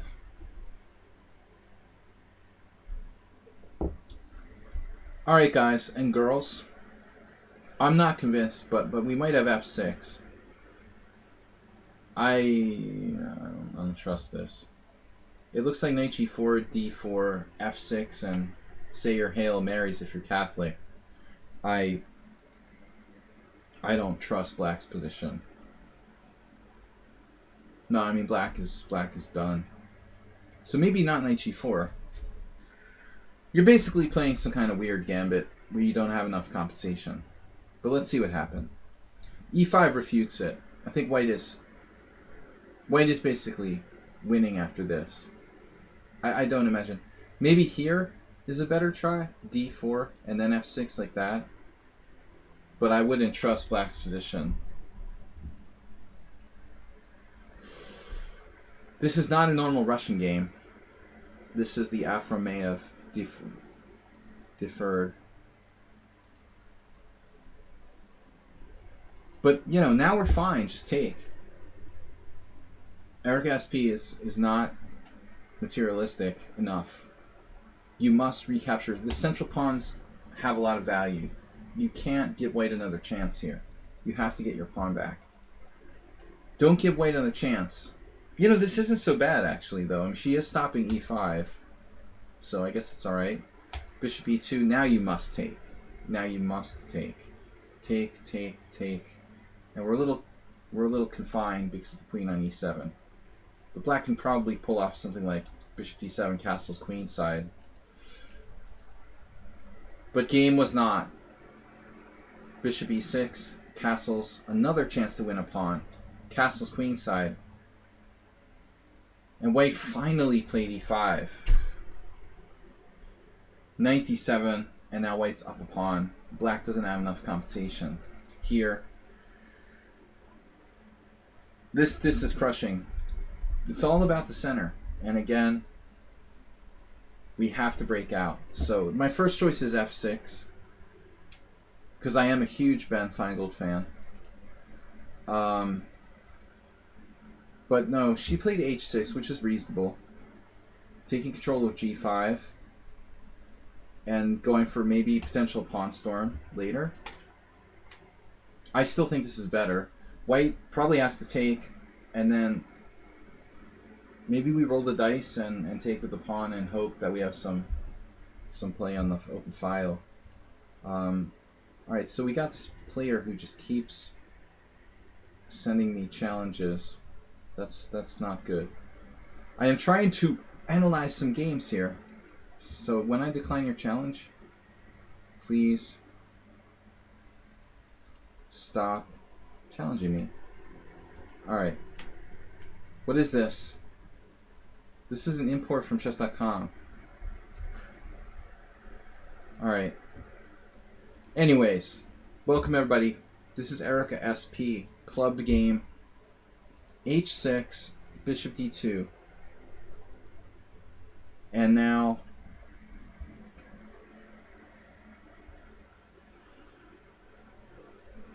we still have to do either g5 or f6. So g5, bishop e5, reasonable move, I guess.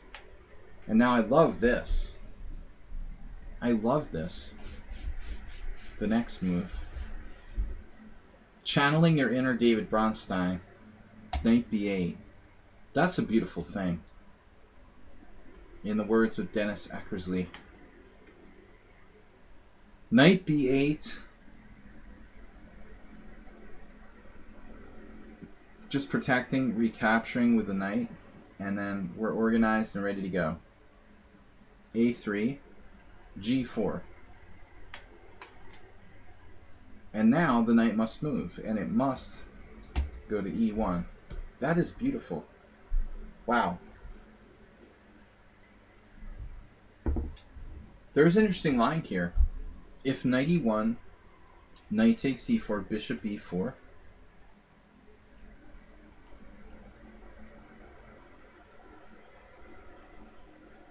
Boom. And Do you know what's going on? Two bishops are hanging. Queen d4. White miraculously survives with the amazing queen d4. That's pretty cool, honestly. It's pretty forced, too. That is amazing. There's a reason for that bishop d2. This is a cool variation. This is forced. This is forced. I guess black can have to take, and take. And now black's structure is a little bit sketchy. So maybe white's position isn't so bad. Pretty cool. So instead, black decided to play bishop b4 right away, which is really weird. And I don't think that's going to be enough. White might win the a7 pawn, but I'm skeptical. It was a creative try. Knight b4, pawn takes. Thank you for the knight. Erica SP playing very logically. Willing to sacrifice this a7 pawn to win a knight on f3. I'll take it. And now white didn't like queen takes pawn, apparently. Simultaneously threatening some sort of bringing the queen in over there. But this is clearly not enough. Like, it's a piece down.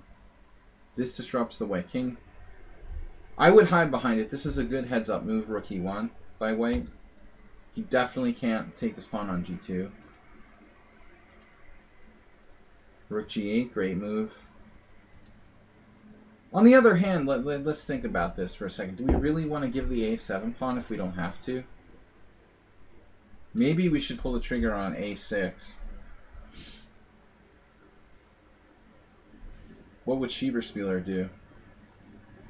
Our good friend. Do you really want to sacrifice the a7 pawn if it's not necessary? The problem is white can open it up with b5 later. You know, this is coming. It's still not enough for white, though. I mean, he goes c6, and white is lost here. White is down a piece. Some vague stuff. I mean, there are ways that black can lose, assuredly.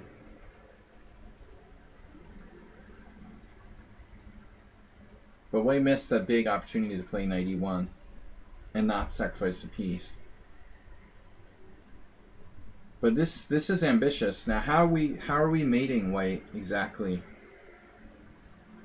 Like, it's going to take a long time to play queen h4, rook g5, rook h5, and queen h2. That's the mate I see. That takes a lot of time.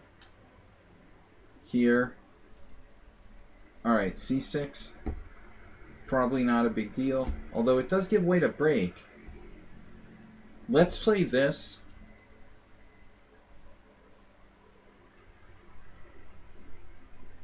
White has no threat. They can actually play bishop b2 though to stop rook g5, rook h5. It's not so simple. I mean, objectively black is winning, but you know, for a beginner game, is it that easy? Maybe not. You know, rook g8, rook a7. I would have saved the pawn. c6, bishop d3, and now rook d7. And b5 is a little scary. Queen a4, and now this move, which is nice. That's a nice move. Forcing an exchange of pieces. Now you can actually take on a4 even. If you want to, you can take on a4. I think it might result in the loss of a pawn though. Take, and bishop here. We don't want to lose too many pawns. I think, you know, that's a pawn too many. So, in the words of Schieberspieler, you like it? Queen trades are welcome. Are you sure? Do you really want to lose a pawn? I don't want to lose a pawn, man. 1, 2, 3, 4, 5, 6. 1, 2, 3, 4, 5, 6, 7. Now we're down to 5 pawns if we lose that a pawn. Maybe it doesn't matter.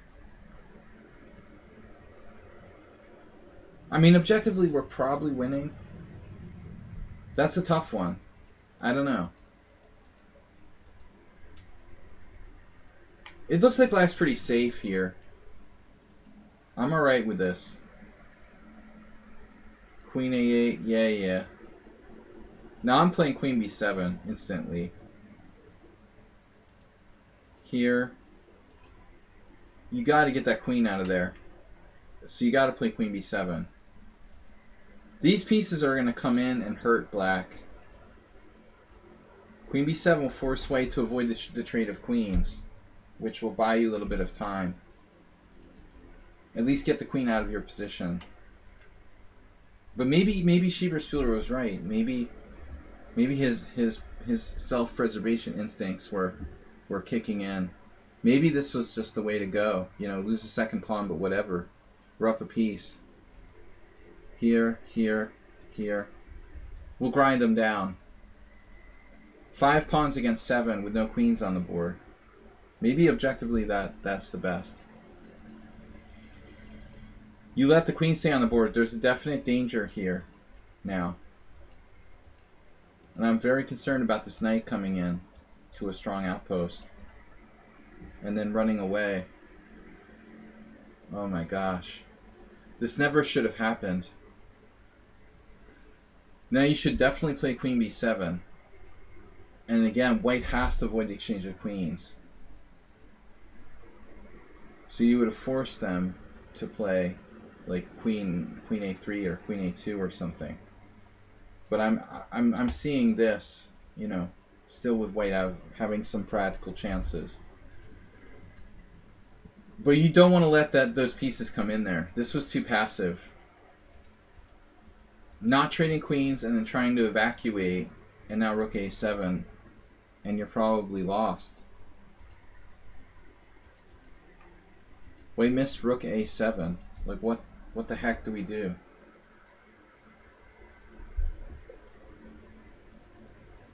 Are we still surviving here somehow?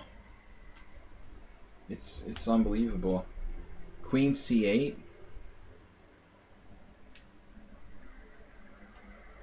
That's crazy if black isn't lost.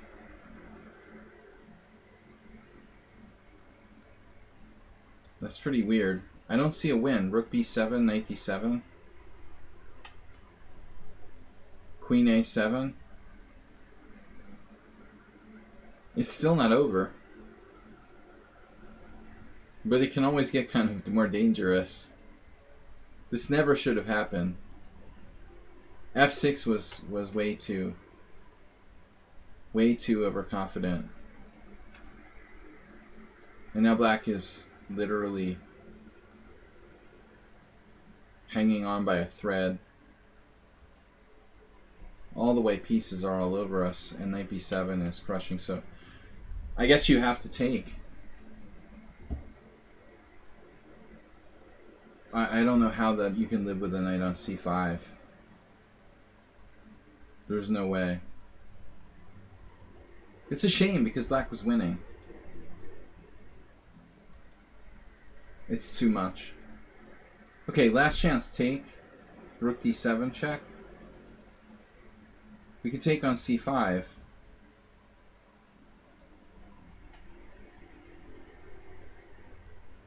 Was E6 a blunder? White has to be winning here with like Knight B7. No? There's also Rook B8. I mean Rook B7. There has to be a win for white.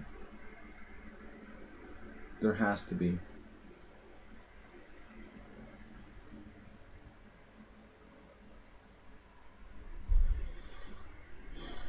I can't believe that white isn't winning here.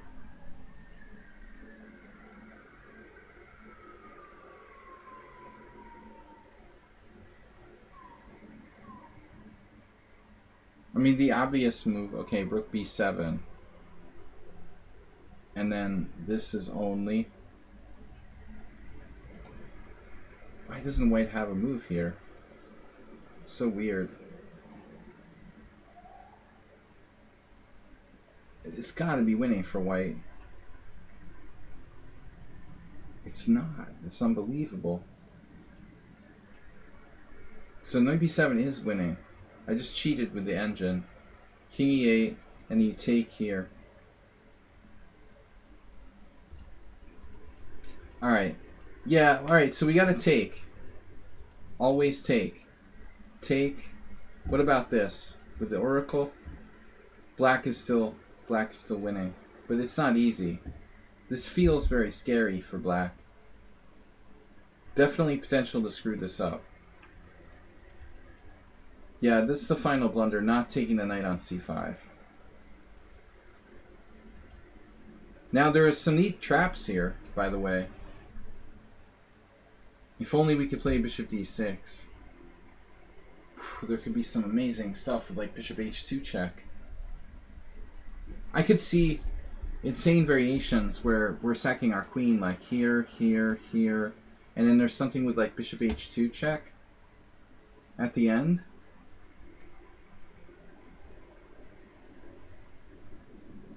But it just doesn't quite formulate.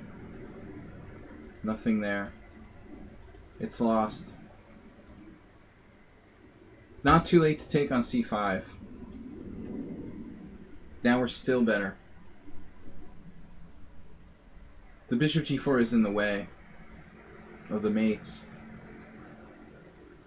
Yeah, that probably wasn't a good move. So here, too passive. Check.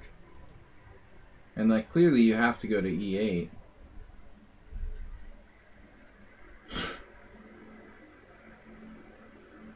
It's amazing, like this is held by the rook.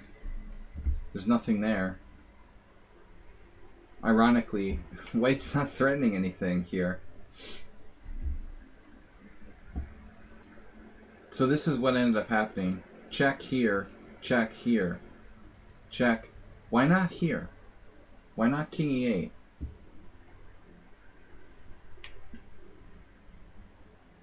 How many bits to put my game in the line? 500. I could have asked for more. Should I have asked for more? Am I cheap? Or do I want money? You can buy directly the next game. For 500 nils. Buy in directly. Man, we haven't seen one of your games in ages. So we're just finishing this game, Erica SP. Bits are $5. Either way. It's all good. Whatever's easier for you.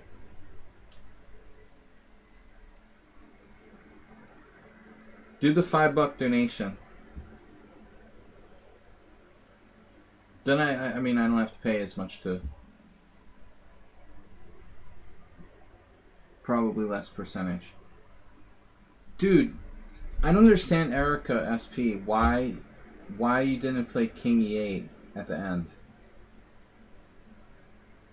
You agreed to a draw, which was kind of crazy by the way, but the disposition ended in a draw, I mean. But it was like you didn't think you could play King E8 for some reason. I'm not understanding why this wasn't an option, you know, here.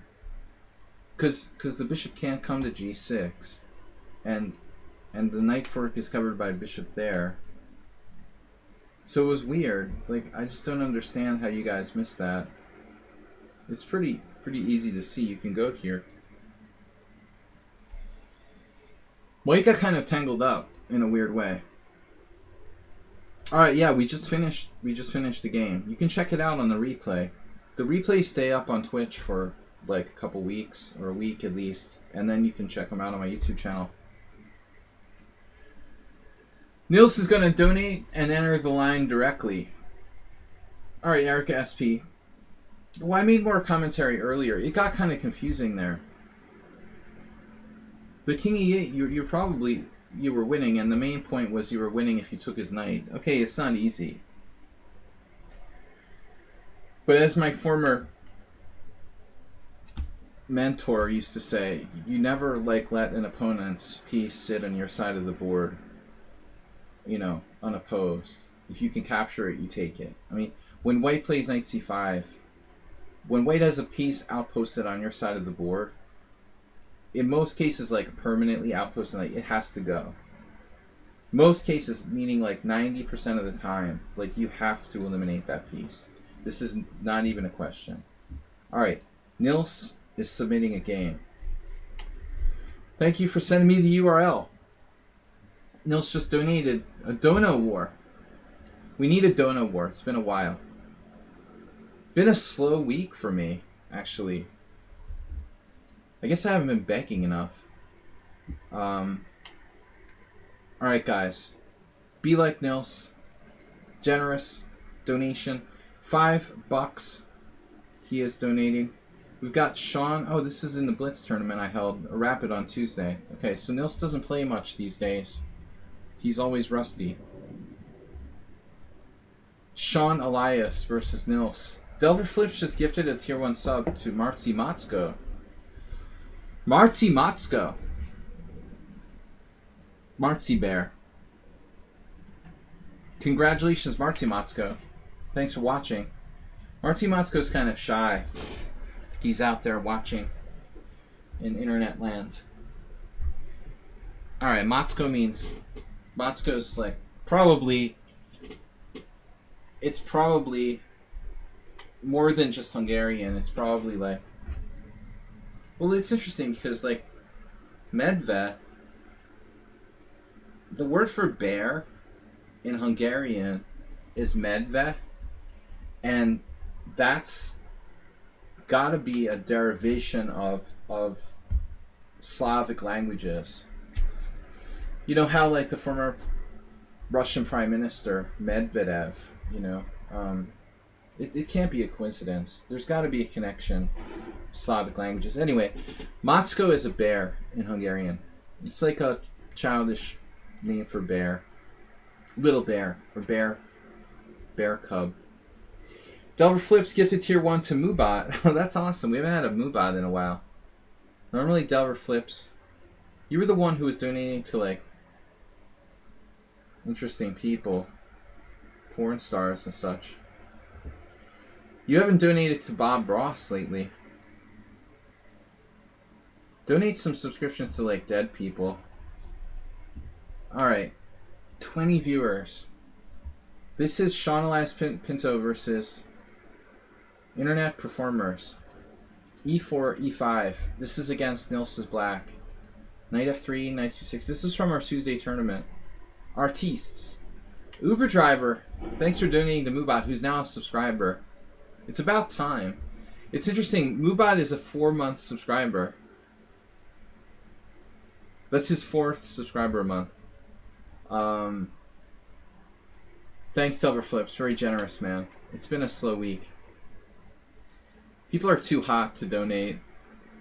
So we've got Uber driver here. Good to see you, man. We've got time for another game if you want to submit a game. We'll put it in the list. Alright, I don't want to hold up Nils. He's in a big rush. He donated. Here's his game. Bishop e5, a6, bishop a4, knight f6, castles, bishop e7. There is no doubt that this is like Black's best way of playing the black side of the Lopez. I had a student who played the Steinitz the other day, and I was trying to tell him like, look, there's a reason why the main line of Lopez is the main line of Lopez. It's superior. I mean, I guess if you want to do an alternative, probably like the Archangels or something like that. You know, b5, bishop e3, bishop c5. I don't know which is better, bishop c5 or bishop e7. Those are solid. Not solid, but I mean good alternatives, active alternatives to the main line. I would prefer that to like playing a passive d6 type setup. Anyways, bishop e7, rook e1, b5, bishop e3, and now Nils goes classical. I mean, the thing is, even if you don't play the Marshall, you might want to play a Marshall move order because it freaks people out. They'll play like passive d3 variations and stuff. So there's the value in that. Even if you don't intend on playing the marshal, the threat of the marshal scares people into playing like lame, sort of anti-marshals. At the end of the day, I don't know, you know. D6, main line, C3, castle, D3. Okay, so now what's this? White goes passive. I guess I've played it. I think Smyslov played D3. But, you know, objectively, this doesn't really promise White anything. I remember in Smyslov's selected games, he had a really nice game. White's only hope would be to really, really try to fight for pressure of controlling, like, thematically controlling D5. That's White's biggest hope here. So Nils played Bishop G4. I move 11s here and just gifted a tier 1 sub to Gazmag TV. And Gazmag TV was out there lurking. He's like, thanks for the gift sub. Thank you guys. Dead Fish Lopez variation. Fischer employed the Pilnik against Spassky in the rematch. Oh. He must have detected some kind of weakness in Spassky's play or something. Yeah, I mean, not something he would have done in his normal prime. I was under the impression that Nils's move was a mistake.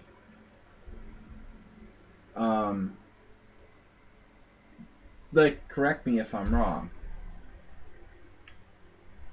So, normally you get the guys going knight a5. Knight a5, bishop c2, got Aronian there, ding the Ren, c5, knight on bd2, and then I don't know what the best is. They play like it's kind of a normal Chigorin variation. Just the White has played a slightly lame d3. I've tried to play a little bit with White, but I'm no expert. My impression here is that this bishop ends up getting like stuck out of play. There was this one weird player who was hanging out on my stream a long time ago, who, like, I think they were a cheater. Tushar.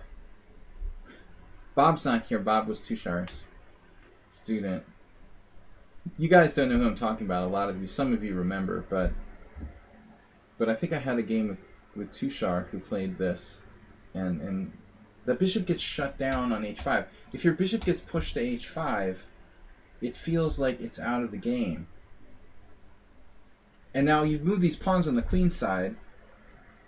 If the bishop's over here, how the heck is this bishop going to protect these pawns over here on like a6 and b5? Like, how is this bishop going to control the d5 square? So there you got Karpov, Spassky. I'm saying you have a failure to be able to control the white squares because your bishop is absent from class. He's over there on h5. And that's my general kind of prognosis for these type of positions. So I think that's why it's a mistake. This is probably okay, because it hangs out, you know, helping you control the white squares. But keep in mind, the most important square is d5. It's the same in the Sicilian as it is in Smyslov's games. We'll see. It's the same in the Sicilian as it is in the Roy Lopez. White has a white square pawn chain, and black has the dark square pawn chain, and so you have a harder time controlling the white squares. You need your bishop around. I think that's the point.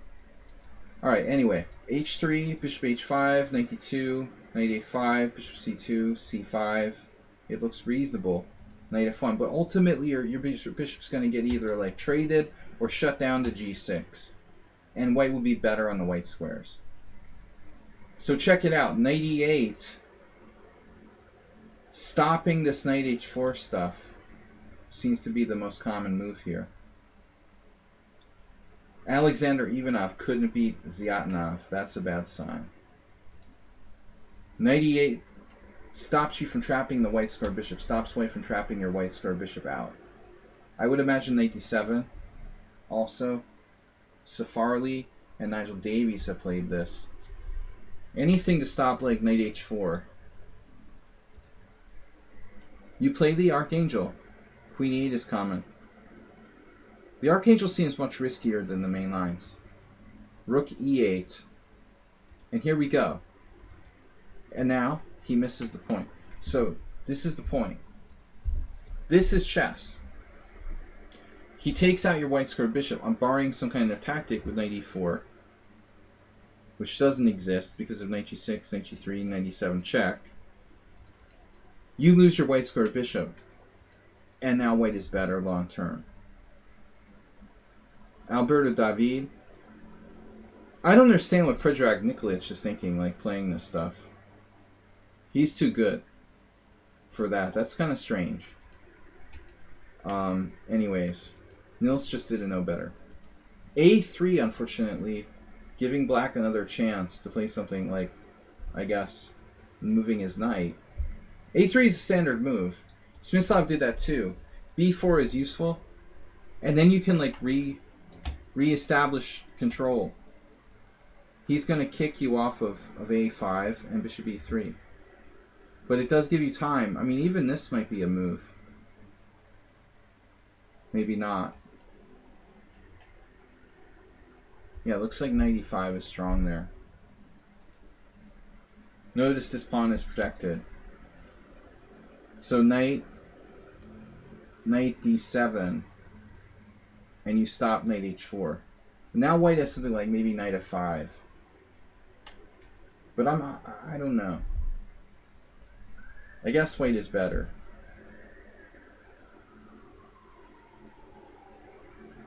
Not really sure. Here, wow. So that looks like a mistake. I anticipate, I guess, either knight h4 or d4. But Nils has changed the dynamic here a little bit by playing c4. I still think this is strong, though. White just did it in the next move. First he closed position. I don't like this. Because you give black the c5 square. This gives black a square for his pieces here. Immediately trying to get in there. And now knight h4. Finally finding the right idea. Here. And now grabs. But you have to consider other options. Maybe white also might want to try knight f5.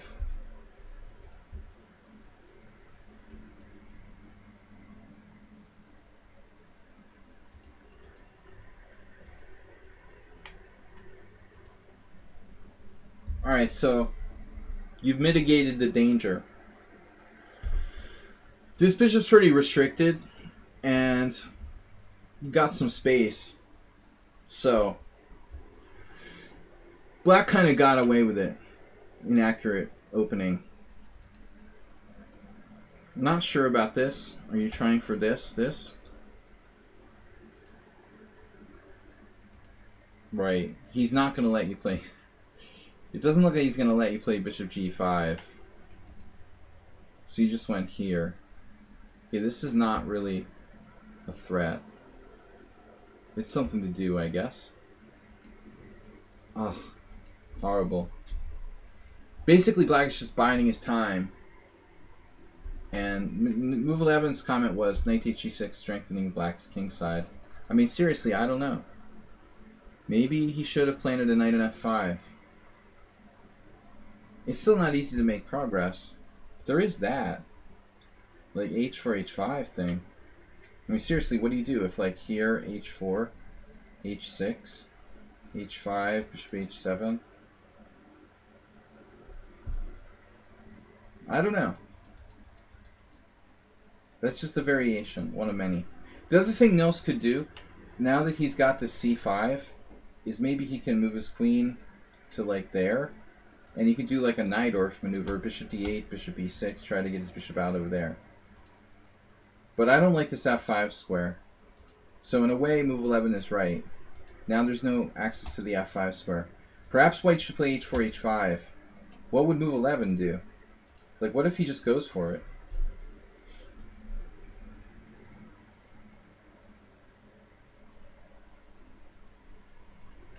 I think this is quite interesting. Now king h7, if h5, rook h8, I guess. Takes. King takes, anyone?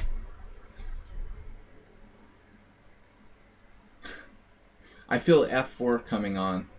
I think we'll take with the pawn. I don't know, man. I don't know. This is hard to judge. But Nils did a good job, at least, like, shutting down that bishop on c2. White still has chances. But this move is not enough. Here. You know, I wonder if you made a mistake. Should you have played knight h7, going for bishop g5? If you played knight h7, even though it's a bad square, now on queen d2 you can play queen d8. Watch for this move. I'm not convinced. Protect the passer, but I don't know. If he can't play d6, you're probably okay. I know you wanted to reinforce c5, but maybe that's worth it. And now you're playing bishop g5 no matter what. The question is, does c5 capture? Can white do that? I don't know. So, knight fd7 here, here, here. This is like, I don't understand what white's doing now. Rook c1 is really weird. Maybe rook f1 to play for f4, but that's dangerous. At this point, I don't know what to suggest. a4, I guess. What if white plays a4? That's got to be the best.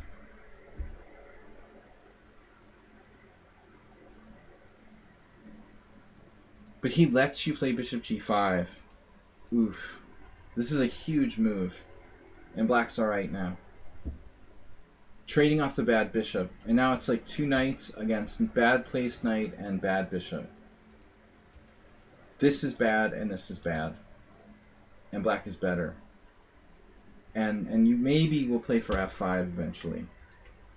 He's trying to trade queens. I'm kind of neutral about the queen exchange. But maybe you just queen h4. You've been watching my stream secretly. Here. Oh, he just allowed you to fork him. Roll over. Rover. Rover rolled over and died. Alright. So that's it. It's a one-move blunder. Just when things were starting to look really good for black, the pressure was too much for white. He just rolled over and died. Like a computer would hold this with white, probably with like perfect defense. But it's not easy. You know, white is worse at this point. In a practical way.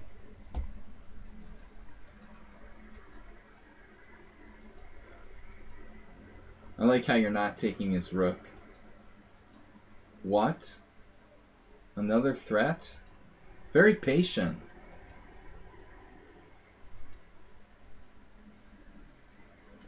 I mean, I'm just taking this. Don't mess around now. Take the material. You have e4? Queen h5. Dude, I'm just taking the end game. Queen h5, trade it, and then take his rook. Game over. Don't mess around.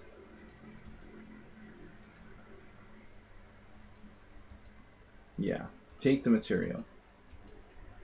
So, little problem here.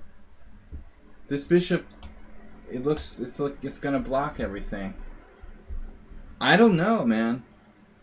I'm kind of sorry we played f4. I think this may have been a mistake. To be frank with you, I would have taken the rook. If you just take the rook and play like g6, I mean, what's he gonna do? I'm not sure it's so easy to win once you played f4. Here you could like very slowly improve your position. But now that your pawns, see how beautiful these pawns are. That's the ultimate, like, King's Indian style pawns. Like, nice job. Good luck, like, with white here in this position. Like, everything is, like, not possible for white. He literally can't do anything. But once you played f4, you gave him that square, and now I'm not so sure. You know, here, sorry, I skipped to the end. We want to get to this. That f4. I don't know, man. This doesn't look easy. I mean, he's gonna play bishop g4. He's got you tied up. b4 will like weaken your c4 pawn. There's no open files for your rooks. I feel like if you trade queens, you could probably very slowly grind him down and eliminate danger.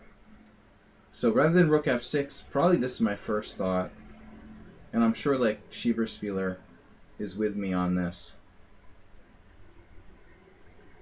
Trading queens eliminates danger.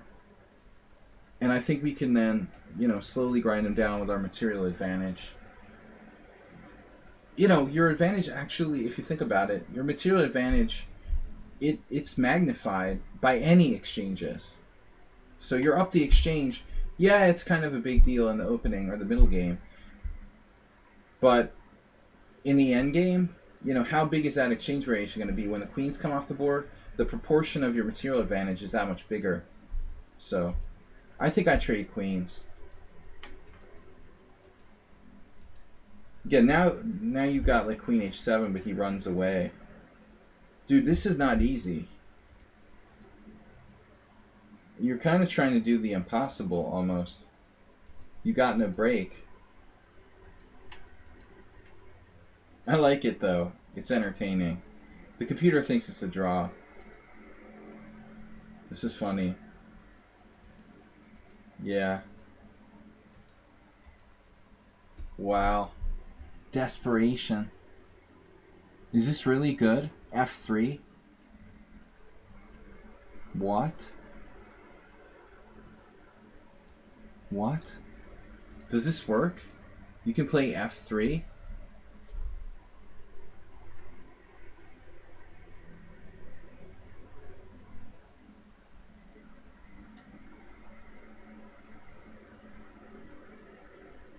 Wow. So you sack the exchange if he takes with the bishop, and that works. Because you got everything covered. Like, here, here, here, here. He can't enter here, and you're threatening rook h7. Alright, I get that. But what I don't get is, like, pawn takes.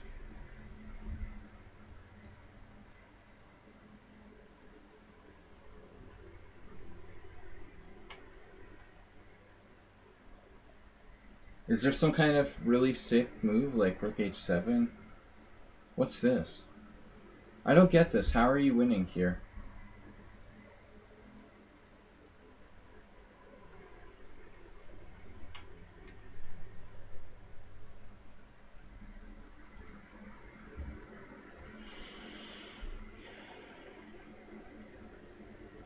I mean, maybe you're not winning, you know?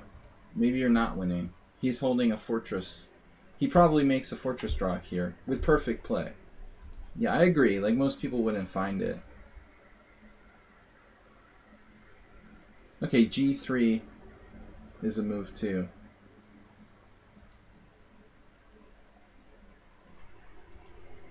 Now you go for queen trade. It wouldn't have been easy to win this if he does trade queens. You have a5, b4 on the queen side, and maybe. But he dropped a queen. That is a problem.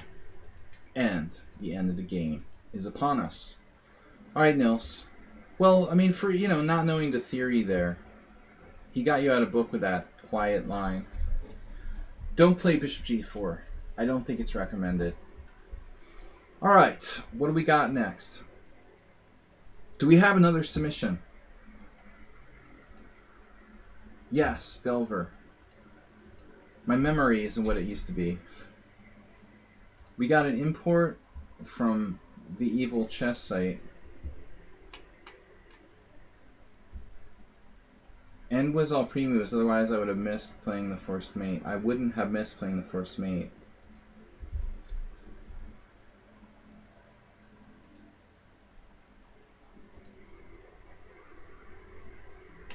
You remember when I memorized Grunfeld 35 moves to eat?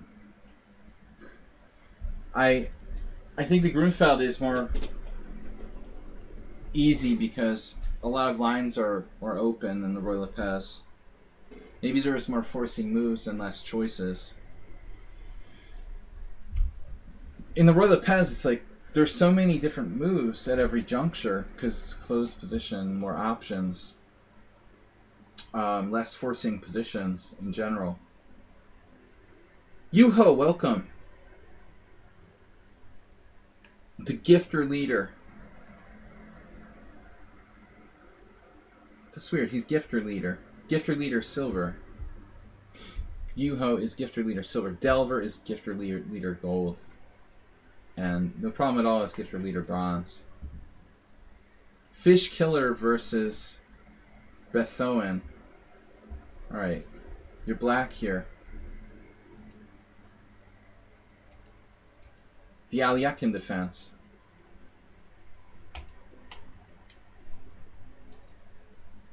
Obviously a risky opening. But as I was saying earlier in the stream, weaker players under 2200, let's say, arbitrarily, don't play hypermodern chess well. You know, they don't play against hypermodernism well. So Alyakin, where it sucks at the Grandmaster level, is like a pretty good opening for players under 2200.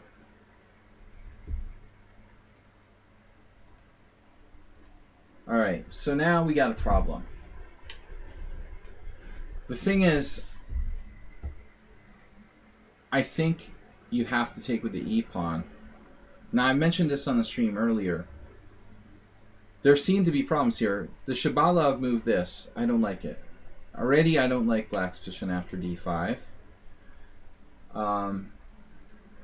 Black's score is terrible.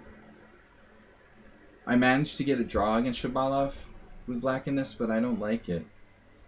The other problem is the main line CD5, knight C3, G6, bishop E3, bishop G7, rook C1. This might not be that bad, but it's not fun for black either. So, because of these two lines, these two specific variations, I don't really like black. I guess you can prepare it ultra deep, and it's still playable. But anyway, you got to be prepared for both of those. So whatever you do, you know, if you want to play CD, it's more in the spirit of the Alyakin's defense. But it's just those two variations. Everything else is fine if you want to play it. So let's check it out. You see that already black's okay now. You know, I think this variation is not a problem. Maybe there's some way for white to get a slight advantage, but it's not existentially like threatening the existence of Alyakin's defense, like this and D5 are. You know, this is a serious problem. Somehow Daniel Dubov beat Shira, but I mean, it probably wasn't because of the opening. So knight F3, G6, and now very weird move, B3.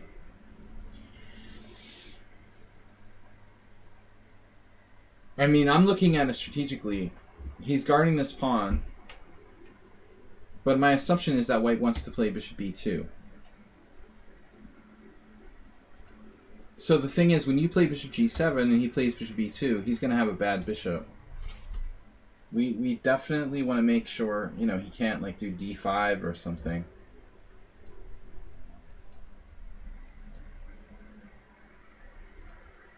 What we would like to do is favorably get in d5 for black. The question is, how strong is c5 going to be in the given position for white? And how bad is that going to mess us up? Strategically. Castle, bishop e2. So I want to be careful about how we play this. Knight c6, and now knight on b2. It's actually like, it looks like one of those knight d2, e3, b3 setups for white, like a d4 game, like some kind of passive Kali system, where white has just played like c5, cd, ed. It looks like it was a queen pawn game. So, alright. I don't really like e5. I want to play d5 for black here. The question is c5, knight d7, how, like, discombobulated are we? We're threatening knight takes c5, this bishop is unprotected. We're also threatening e5, maybe, maybe not. b6, maybe, maybe not. But structurally, this is the structure that's best for black, I think.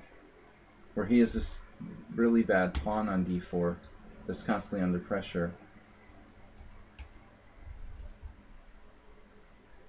There's a game here where someone played a5, who's a good player, by the way. But I mean, that move doesn't really appeal to me that much. It may not be bad, though, if he's going to play d5. Let's see what happened. a5, a3, bishop f5, knight f1, d5. So he did eventually, Soapy just did eventually play d5 under different circumstances. And bishop g4, which looks kind of lame. I don't like this that much. I'm just trading and the knight's going to take it back. It doesn't seem like it gains control of the center. Alright. But I would be playing for d5, not e5. This is a much different structure now. I mean, my argument would be that you have like a Sicilian structure now.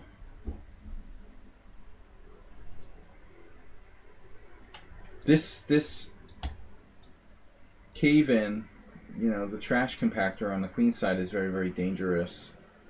If White's able to play like b4, c5 or something, we have to watch out. Though I'm not sure that's going to happen because black has good control of d5. Now knight d7. I was expecting h6. Knight d4? It's just a bad structure. Yeah, I don't think this is good. I doubt this is good. Not in this position. The other option is knight b8. I mean, it's not out of the question. Like a Sveshnikov. But black wants to play like h6 and f5, and then it's a competing pawn majority thing. It's the king side majority versus the queen side majority. He has this, the trash compactor over here versus our king side trash compactor. It's a very dynamic position because of the competing pawn majorities. Castle, knight d7, okay. Again, I expected you to play h6. I mean, basically after f5, we have to watch for knight g5, knight e6. So, normally, although maybe it doesn't work, actually. You can just play f5, because if this, you have knight takes d5, you're on it. This bishop on b2 would have been like protecting that knight from c1. Here he's just like losing, well, maybe this. Whatever, I mean, black's better now. You have a nice structure. At least black's okay. I'm downgrading to okay. So what about f5? These are normal moves. You're kind of playing on his side of the board. I mean, I feel like you're supposed to be playing your side of the board, and you're playing on his side of the board. This knight c5, threatening bishop f5 or not.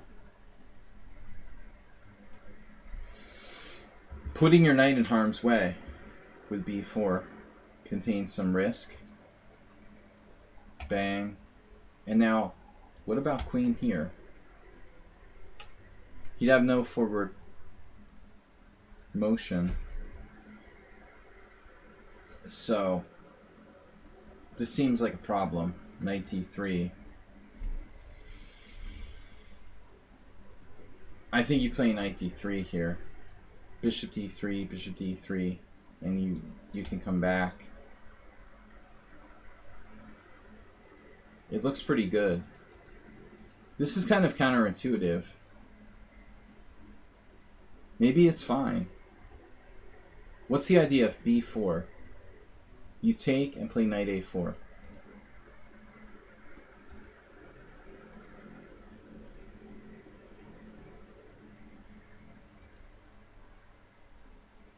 Alright, so if bishop g7, you have all kinds of moves, like take. winning a piece.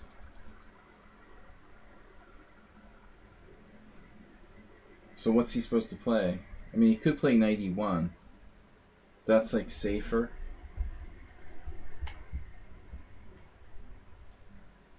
I don't know. I don't like your pawn structure. Looks a little overextended. You have to be careful.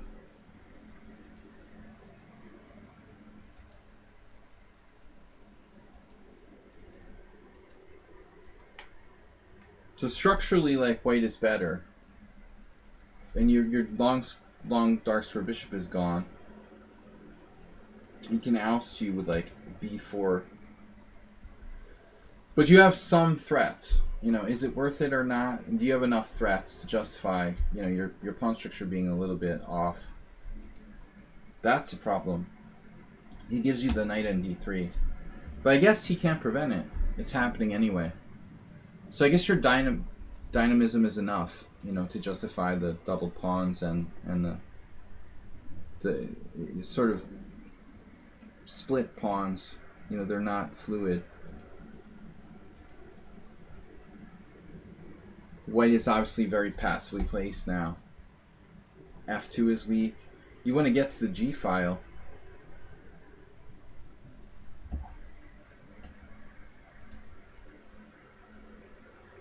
This is an acerbate move. This is probably a fast game. It was played, you know, like a blitz game. So this may or may not be a threat. It looks like it's a threat. Knight F2. We got like 3 pawns for the piece, and the white king will be open. Now not.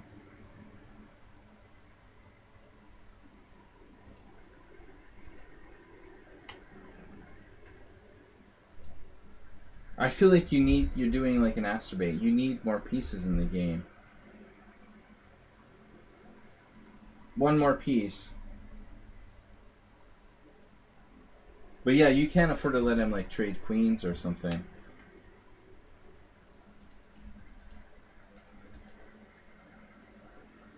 Now we got something. I mean, e3. Is it going to be enough? Probably not. Rook a2. I vote for rook a2. Lateral defense.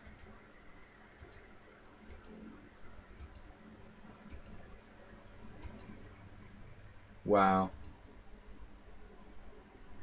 Oh no, you had that. And you had mate. Man. There's a mate forced. And what happened now? So he just like freaked out. He forgot he's supposed to play knight f1. And like just melted down.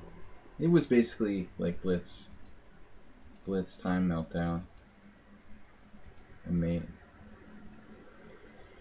Interesting game. I mean, it wasn't enough time to play a really positional game, so you were playing for tactics. But I thought I would have handled the position in a much more careful way with the pawn structure. You know, not like playing e4 too early, keeping the pawns fluid. Yeah, it was very fast, and you're playing for tactics. Alright guys, are there any games left? Last call for submissions for today's stream. We've got Husky in the house. By the way, we're back tomorrow morning with Blitz.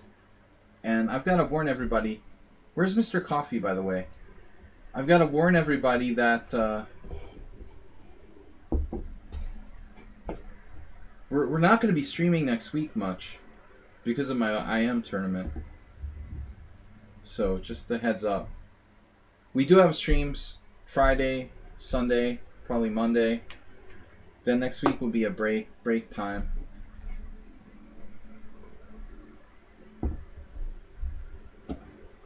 All right. Yeah, Husky, you can send in a game. Let's take a look. We can do at least one more game. What about Schieber-Spieler's tournament games? We want to see some of the. We want to see your draw. One of your draws. I'm not going to tease him, man. I've got an over the board tournament coming up, and I'm not going to tease Schieber-Spieler. He's undefeated. Technically, you're not a subscriber, but you're a VIP. We can look at the Huskies game against Schieberspieler and kill 2 birds with 1 stone. Do you have that saying in Hungarian, Schieberspieler? Killing 2 birds with 1 stone? That's classic English saying. When you do 2 things at once. Send it to me, send it to me. I could find it, but I'm lazy.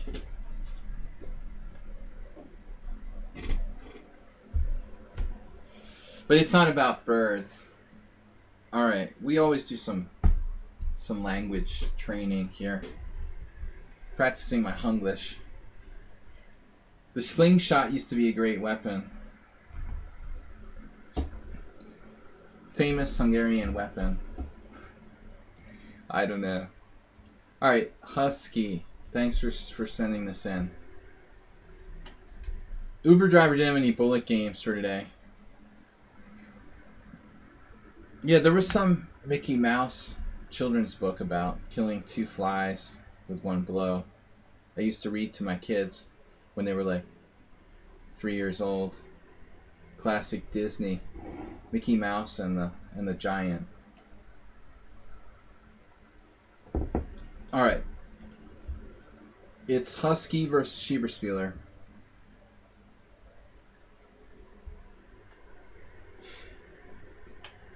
Open sesame. Husky versus Schieberspieler. It's Husky's game, so I mean it's his game submission technically. We'll look at it from his side, see what went wrong. I looked over this game quickly after the tournament.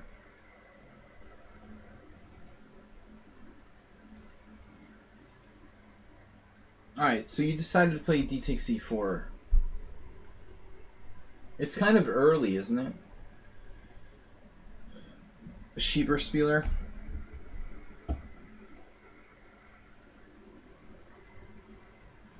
What's the difference with that immediate capture versus like playing it a move later, by the way? What's the significance of this versus like, you know, knight f6, bishop g2 and take? Is there some subtle difference?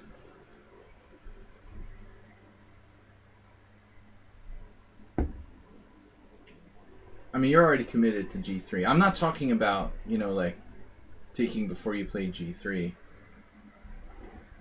You can protect the pawn earlier, so you can like save time on not playing knight f6.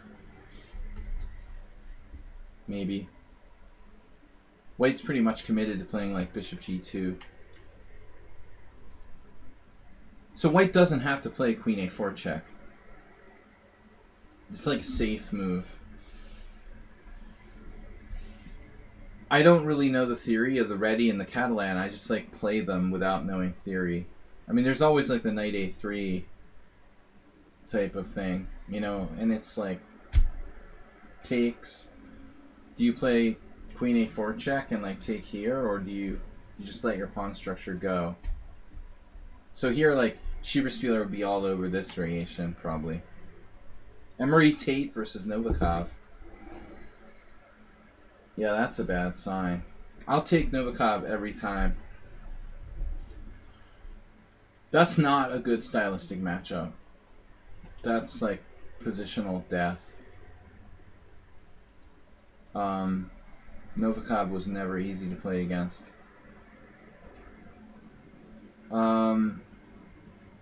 Knight a3 is risky, yeah. So, but you could play a long-term pawn sack, like bishop g2.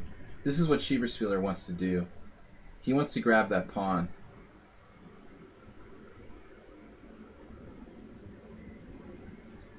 So I guess it's main line. Check. This is definitely in Schieberspieler's little notebook of opening prep. He has his secret analysis files. He's very systematic.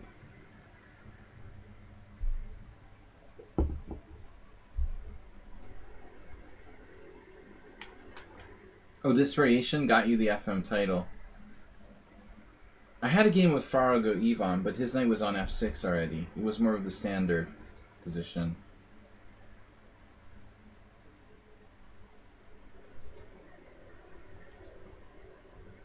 It might transpose, though. I think this transposes to my game with Ivan. So now, the thing is, white can play d4, right? Is that nothing? Is that just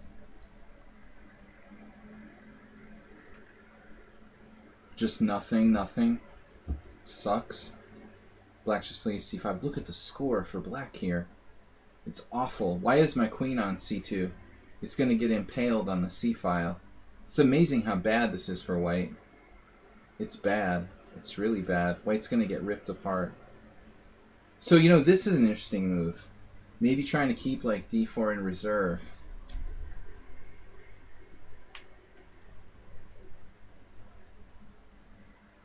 I kind of like b3. You've got a4. No, there's nothing wrong with queen c2. I'm just saying d4, you know. I was trying to just wonder what would happen if white tried to play d4. If you want to be really weird, you could play this. But novelty, black will play c5. There's a couple games. I mean b3, and is this rook here good or bad? It may be bad.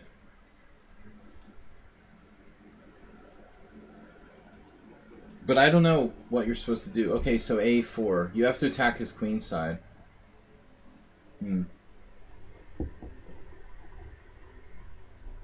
Yeah, so this seems like critical.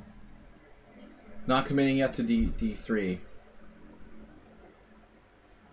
I mean, I don't believe that, like, you know, the ready, like, offers white an advantage. I'm pretty like depressed about it, actually, because I play knight f3 a lot, and I'm like, I give up. You know, I don't think that white can get anything. But an equal position and try to outplay from there, like Magnus Carlsen style, whatever. So a4 looks interesting. So this is like,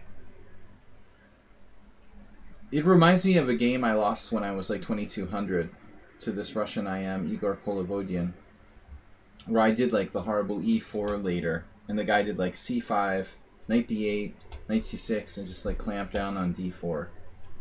You can't play e4, you know, very often here. So you're just gonna drift into a slightly passive position, which is what I did against Ivan, but it was just a draw, you know. So still a4. This is a little weird to put your knight on c3. It's going to get in the way of the bishop on the long diagonal if you try to play b3. And it's not clear where it goes. Admittedly, on d2, it's passive. Anyway. So I'm not sure. My problem is I don't know what our plan is when we do this. Like, what are we going to do?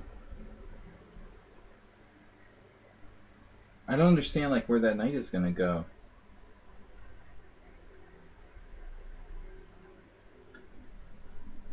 I guess you just don't play b3 now. You're going to do something weird, like bishop g5 or something.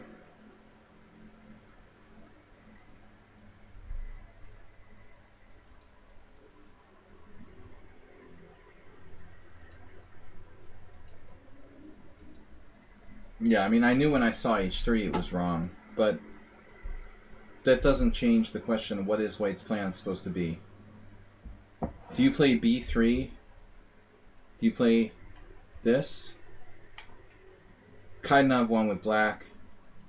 That's a surprise against 2300, but seriously, the problem is the knight seems like it's on the wrong square, like it's supposed to be on d2. So a4 is the plan. You know, you could do this. I mean, it's like, whatever. Trade it off, and you're slightly worse. Not very inspiring. So a4. If b4, you go to d1, and you got this. Bogdan Dan. Cheater Spiller, have you ever met Bogdan Dan? He's a weird guy. He's funny. Plays in the Hungarian Team Championship. You could have played him. You could have played his team, right? I don't know. Yeah, he's funny. So, yeah. Kish Salash. He's from Temeshwara. So knight c3, bishop e7, and then h3. I knew this was bad.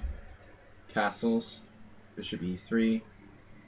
This was the idea, you know. I've played stuff like this. He's stopping. It's not thoughtless. He's stopping black from playing knight g4. The problem is white has no forward plan, so black is slightly better. White has no structural plan. There's no break. You can't play d4. You can't play b4. Probably Schieberspieler's knight d5 is a mistake, even. I guess he shouldn't trade pieces. It's not a bad move, but I feel like white's even more constricted than black here. You should maybe find a way to just develop without trading anything, Schieberspieler. It looks like white has no plan at all. I mean, what can white do? Rook b1, a3, b4 or something? I don't know. This is certainly not a bad move. But is it the best? I'm not sure. Now finally a4, which is a good idea.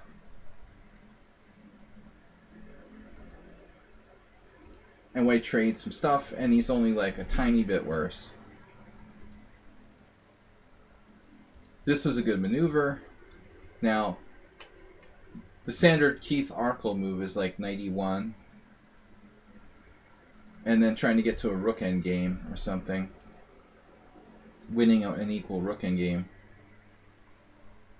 I mean, honestly, if you play this move, black doesn't have to exchange either. I'm just kind of joking around. But the problem is, what do we do? You know, objectively, maybe this bishop should be on d2. Because at least there, you might be able to play for b4. Or have a break. Or maybe push e4 in a convenient moment. Another move maybe is queen d1. Can we just liquidate everything on the a file?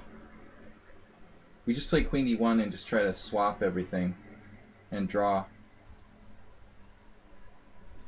So you did play bishop d2. Well, I saw the game. It's still in my mind somewhere subconsciously. Rook a1, and objectively it's a draw. Rook a8. So here, you were impatient. Maybe you should play queen d1.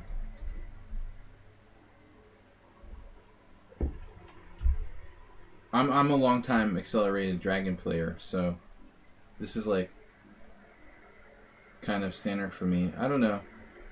I guess rook a8 is okay, but it is a file. You know, I don't like him having that file.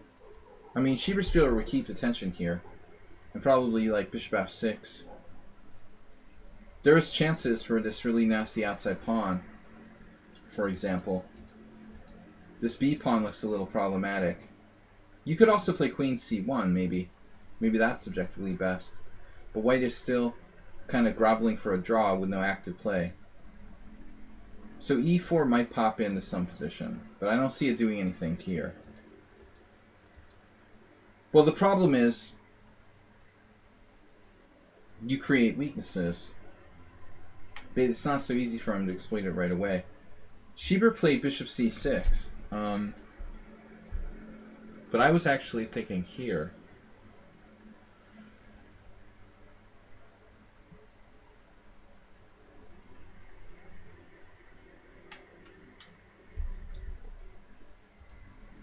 He was worried about his b5 pawn, though. If queen b3...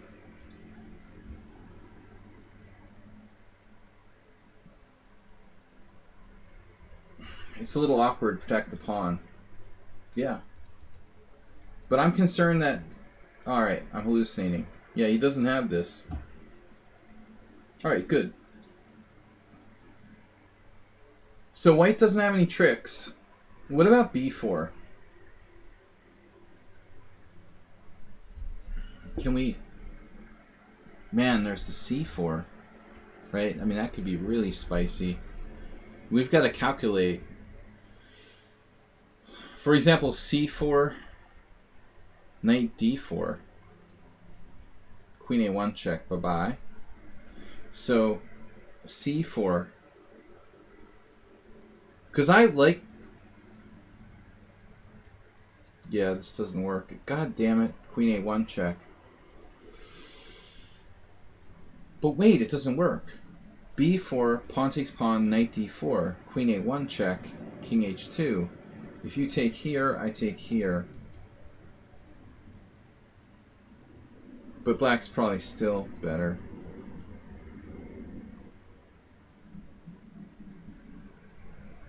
It's pretty complicated, but yeah.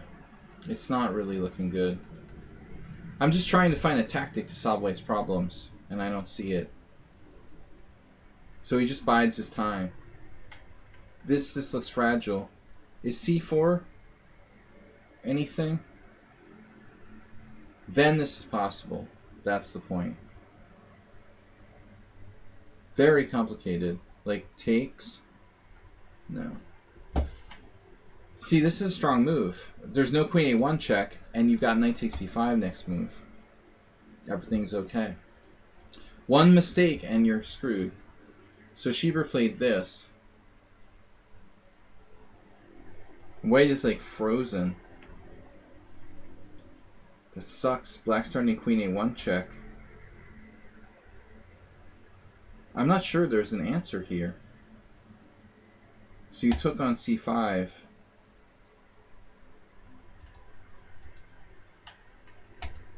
Sorry.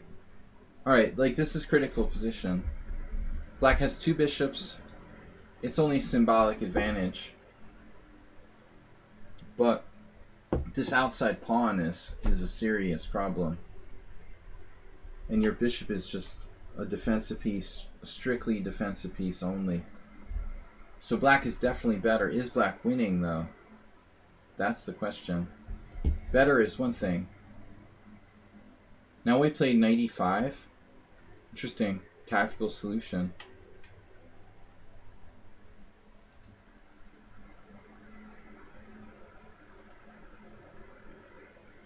Schieber was patient. I mean, he could have played this and tried to go with the pawn.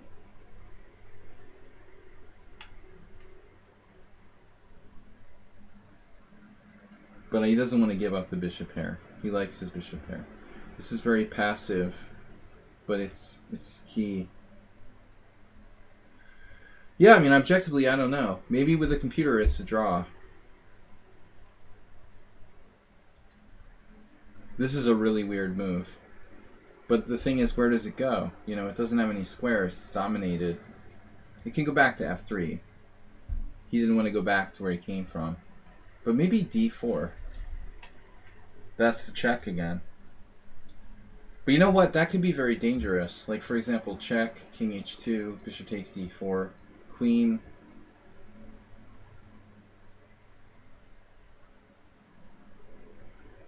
Yeah, I mean, this is crazy, right? Like here. Don't worry, everything's okay.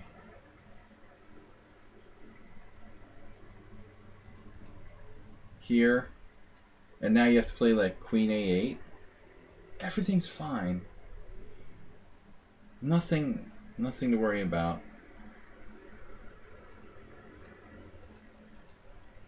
I might be missing something, but I don't see a win after bishop e4. It's cutting it close. Alright guys, last game for today. The nail biter final. Queen e8, exclam. Knight g4. So, you know, alright.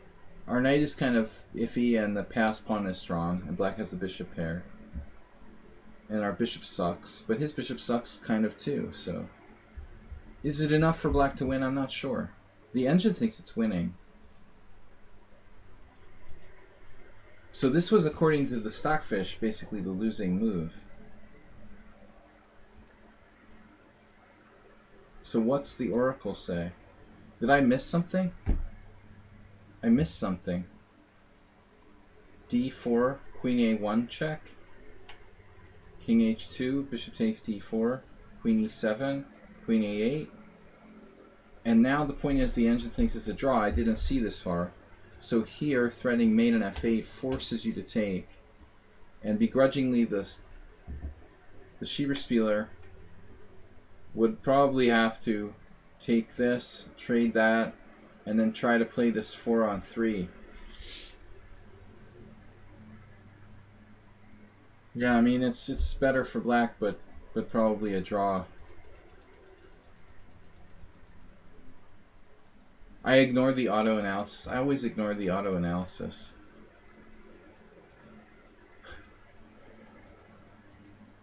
I just want to know like specific answers in specific positions.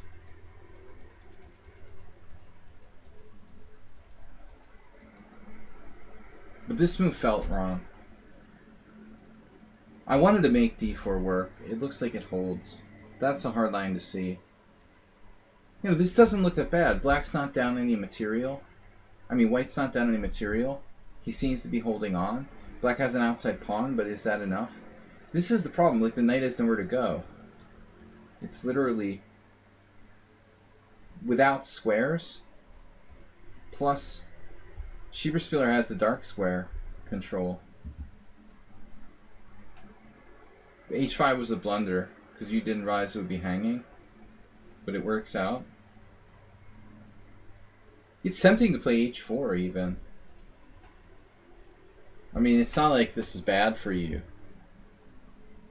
Look at his dark squares. I mean, you could easily play H4, couldn't you? He just takes. I know you're a little bit on the materialistic side compared to me. Yeah, he would take. Well, black's still not in any danger. I mean, even if he's down a pawn, he would still be slightly better, I think. Just saying. I don't want to give him the pawn.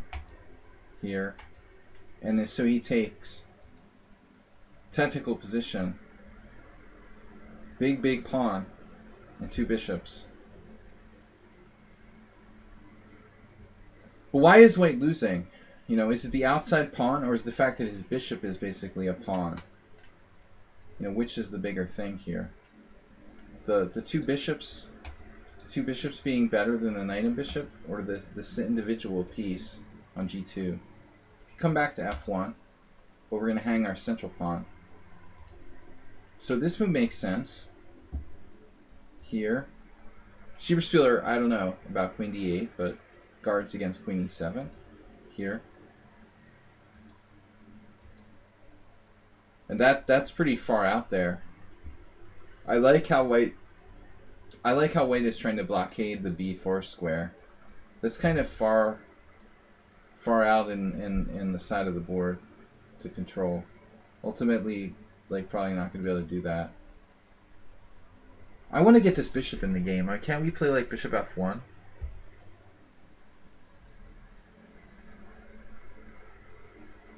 That would be my instinct. You know, this bishop needs to come back. And bishop f1 is good defensively too. I think there's a chance to survive here. Very small chance white can survive. Bishop f1, bishop e7. What if I traded queens? Would it be a draw or a loss, like queen d4, for example? Probably not the best move though. Probably like here. I don't know. But just hypothetically, is this lost?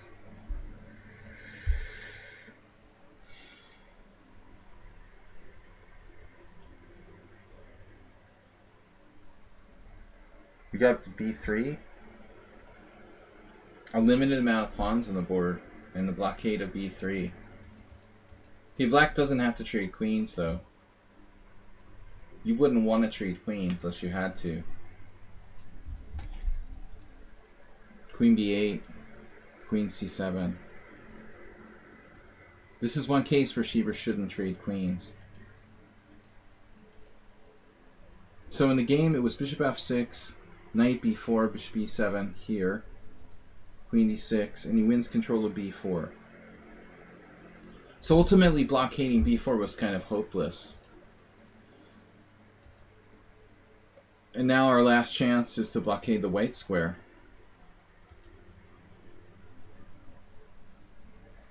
Maybe queen c4 instead of queen b3, though. Feels a little more active. No? You also have queen here. Probably king f8. Or would you... yeah. Just kind of scary.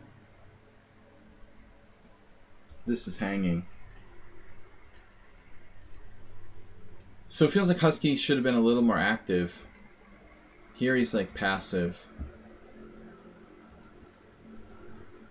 Obviously that wouldn't have been possible after queen c4. But we're holding. For now. This is the problem. One of our problems. The other problem is like bishop c4. We're going to be playing queen b1 and then b3. So I guess you have to play like e5, bishop c4, queen b1, b3. It's starting to look rough. But Schieberspieler needs another threat, like on the other side. But there's also bishop d5, queen e4, mate down here. Those bishops are really working now. It's probably winning for black. +4. It's +4. It's all gone. It's lost here. Wow, it's impressive. You've basically got him in his wheelhouse here. He's extremely strong in technical endgames.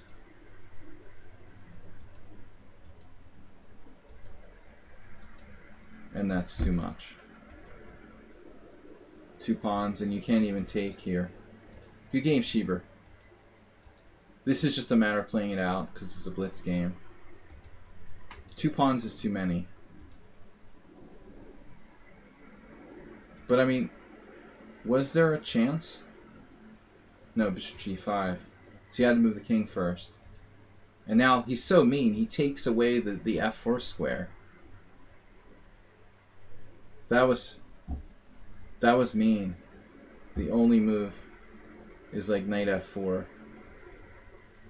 So now I would fix the pawns on the white squares. This could be weird. I mean, it's probably Zugzwang, but at least try g4. So g4. If only we weren't down 2 pawns, just 1.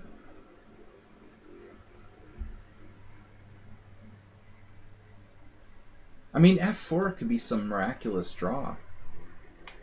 I want to look at this. I mean, is this clearly lost? It shouldn't matter, but I want to see. King here, f4.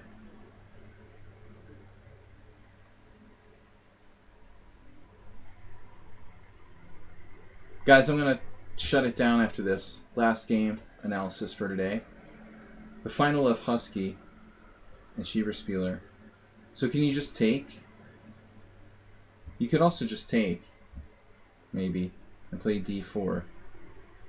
You want to play king f6?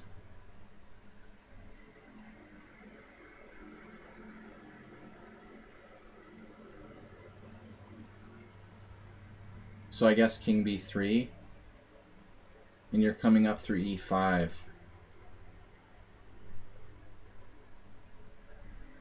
Wait, I could play f5.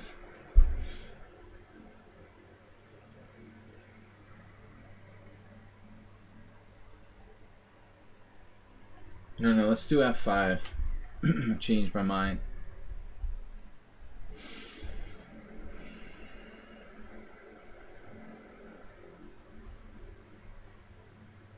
Well, like here.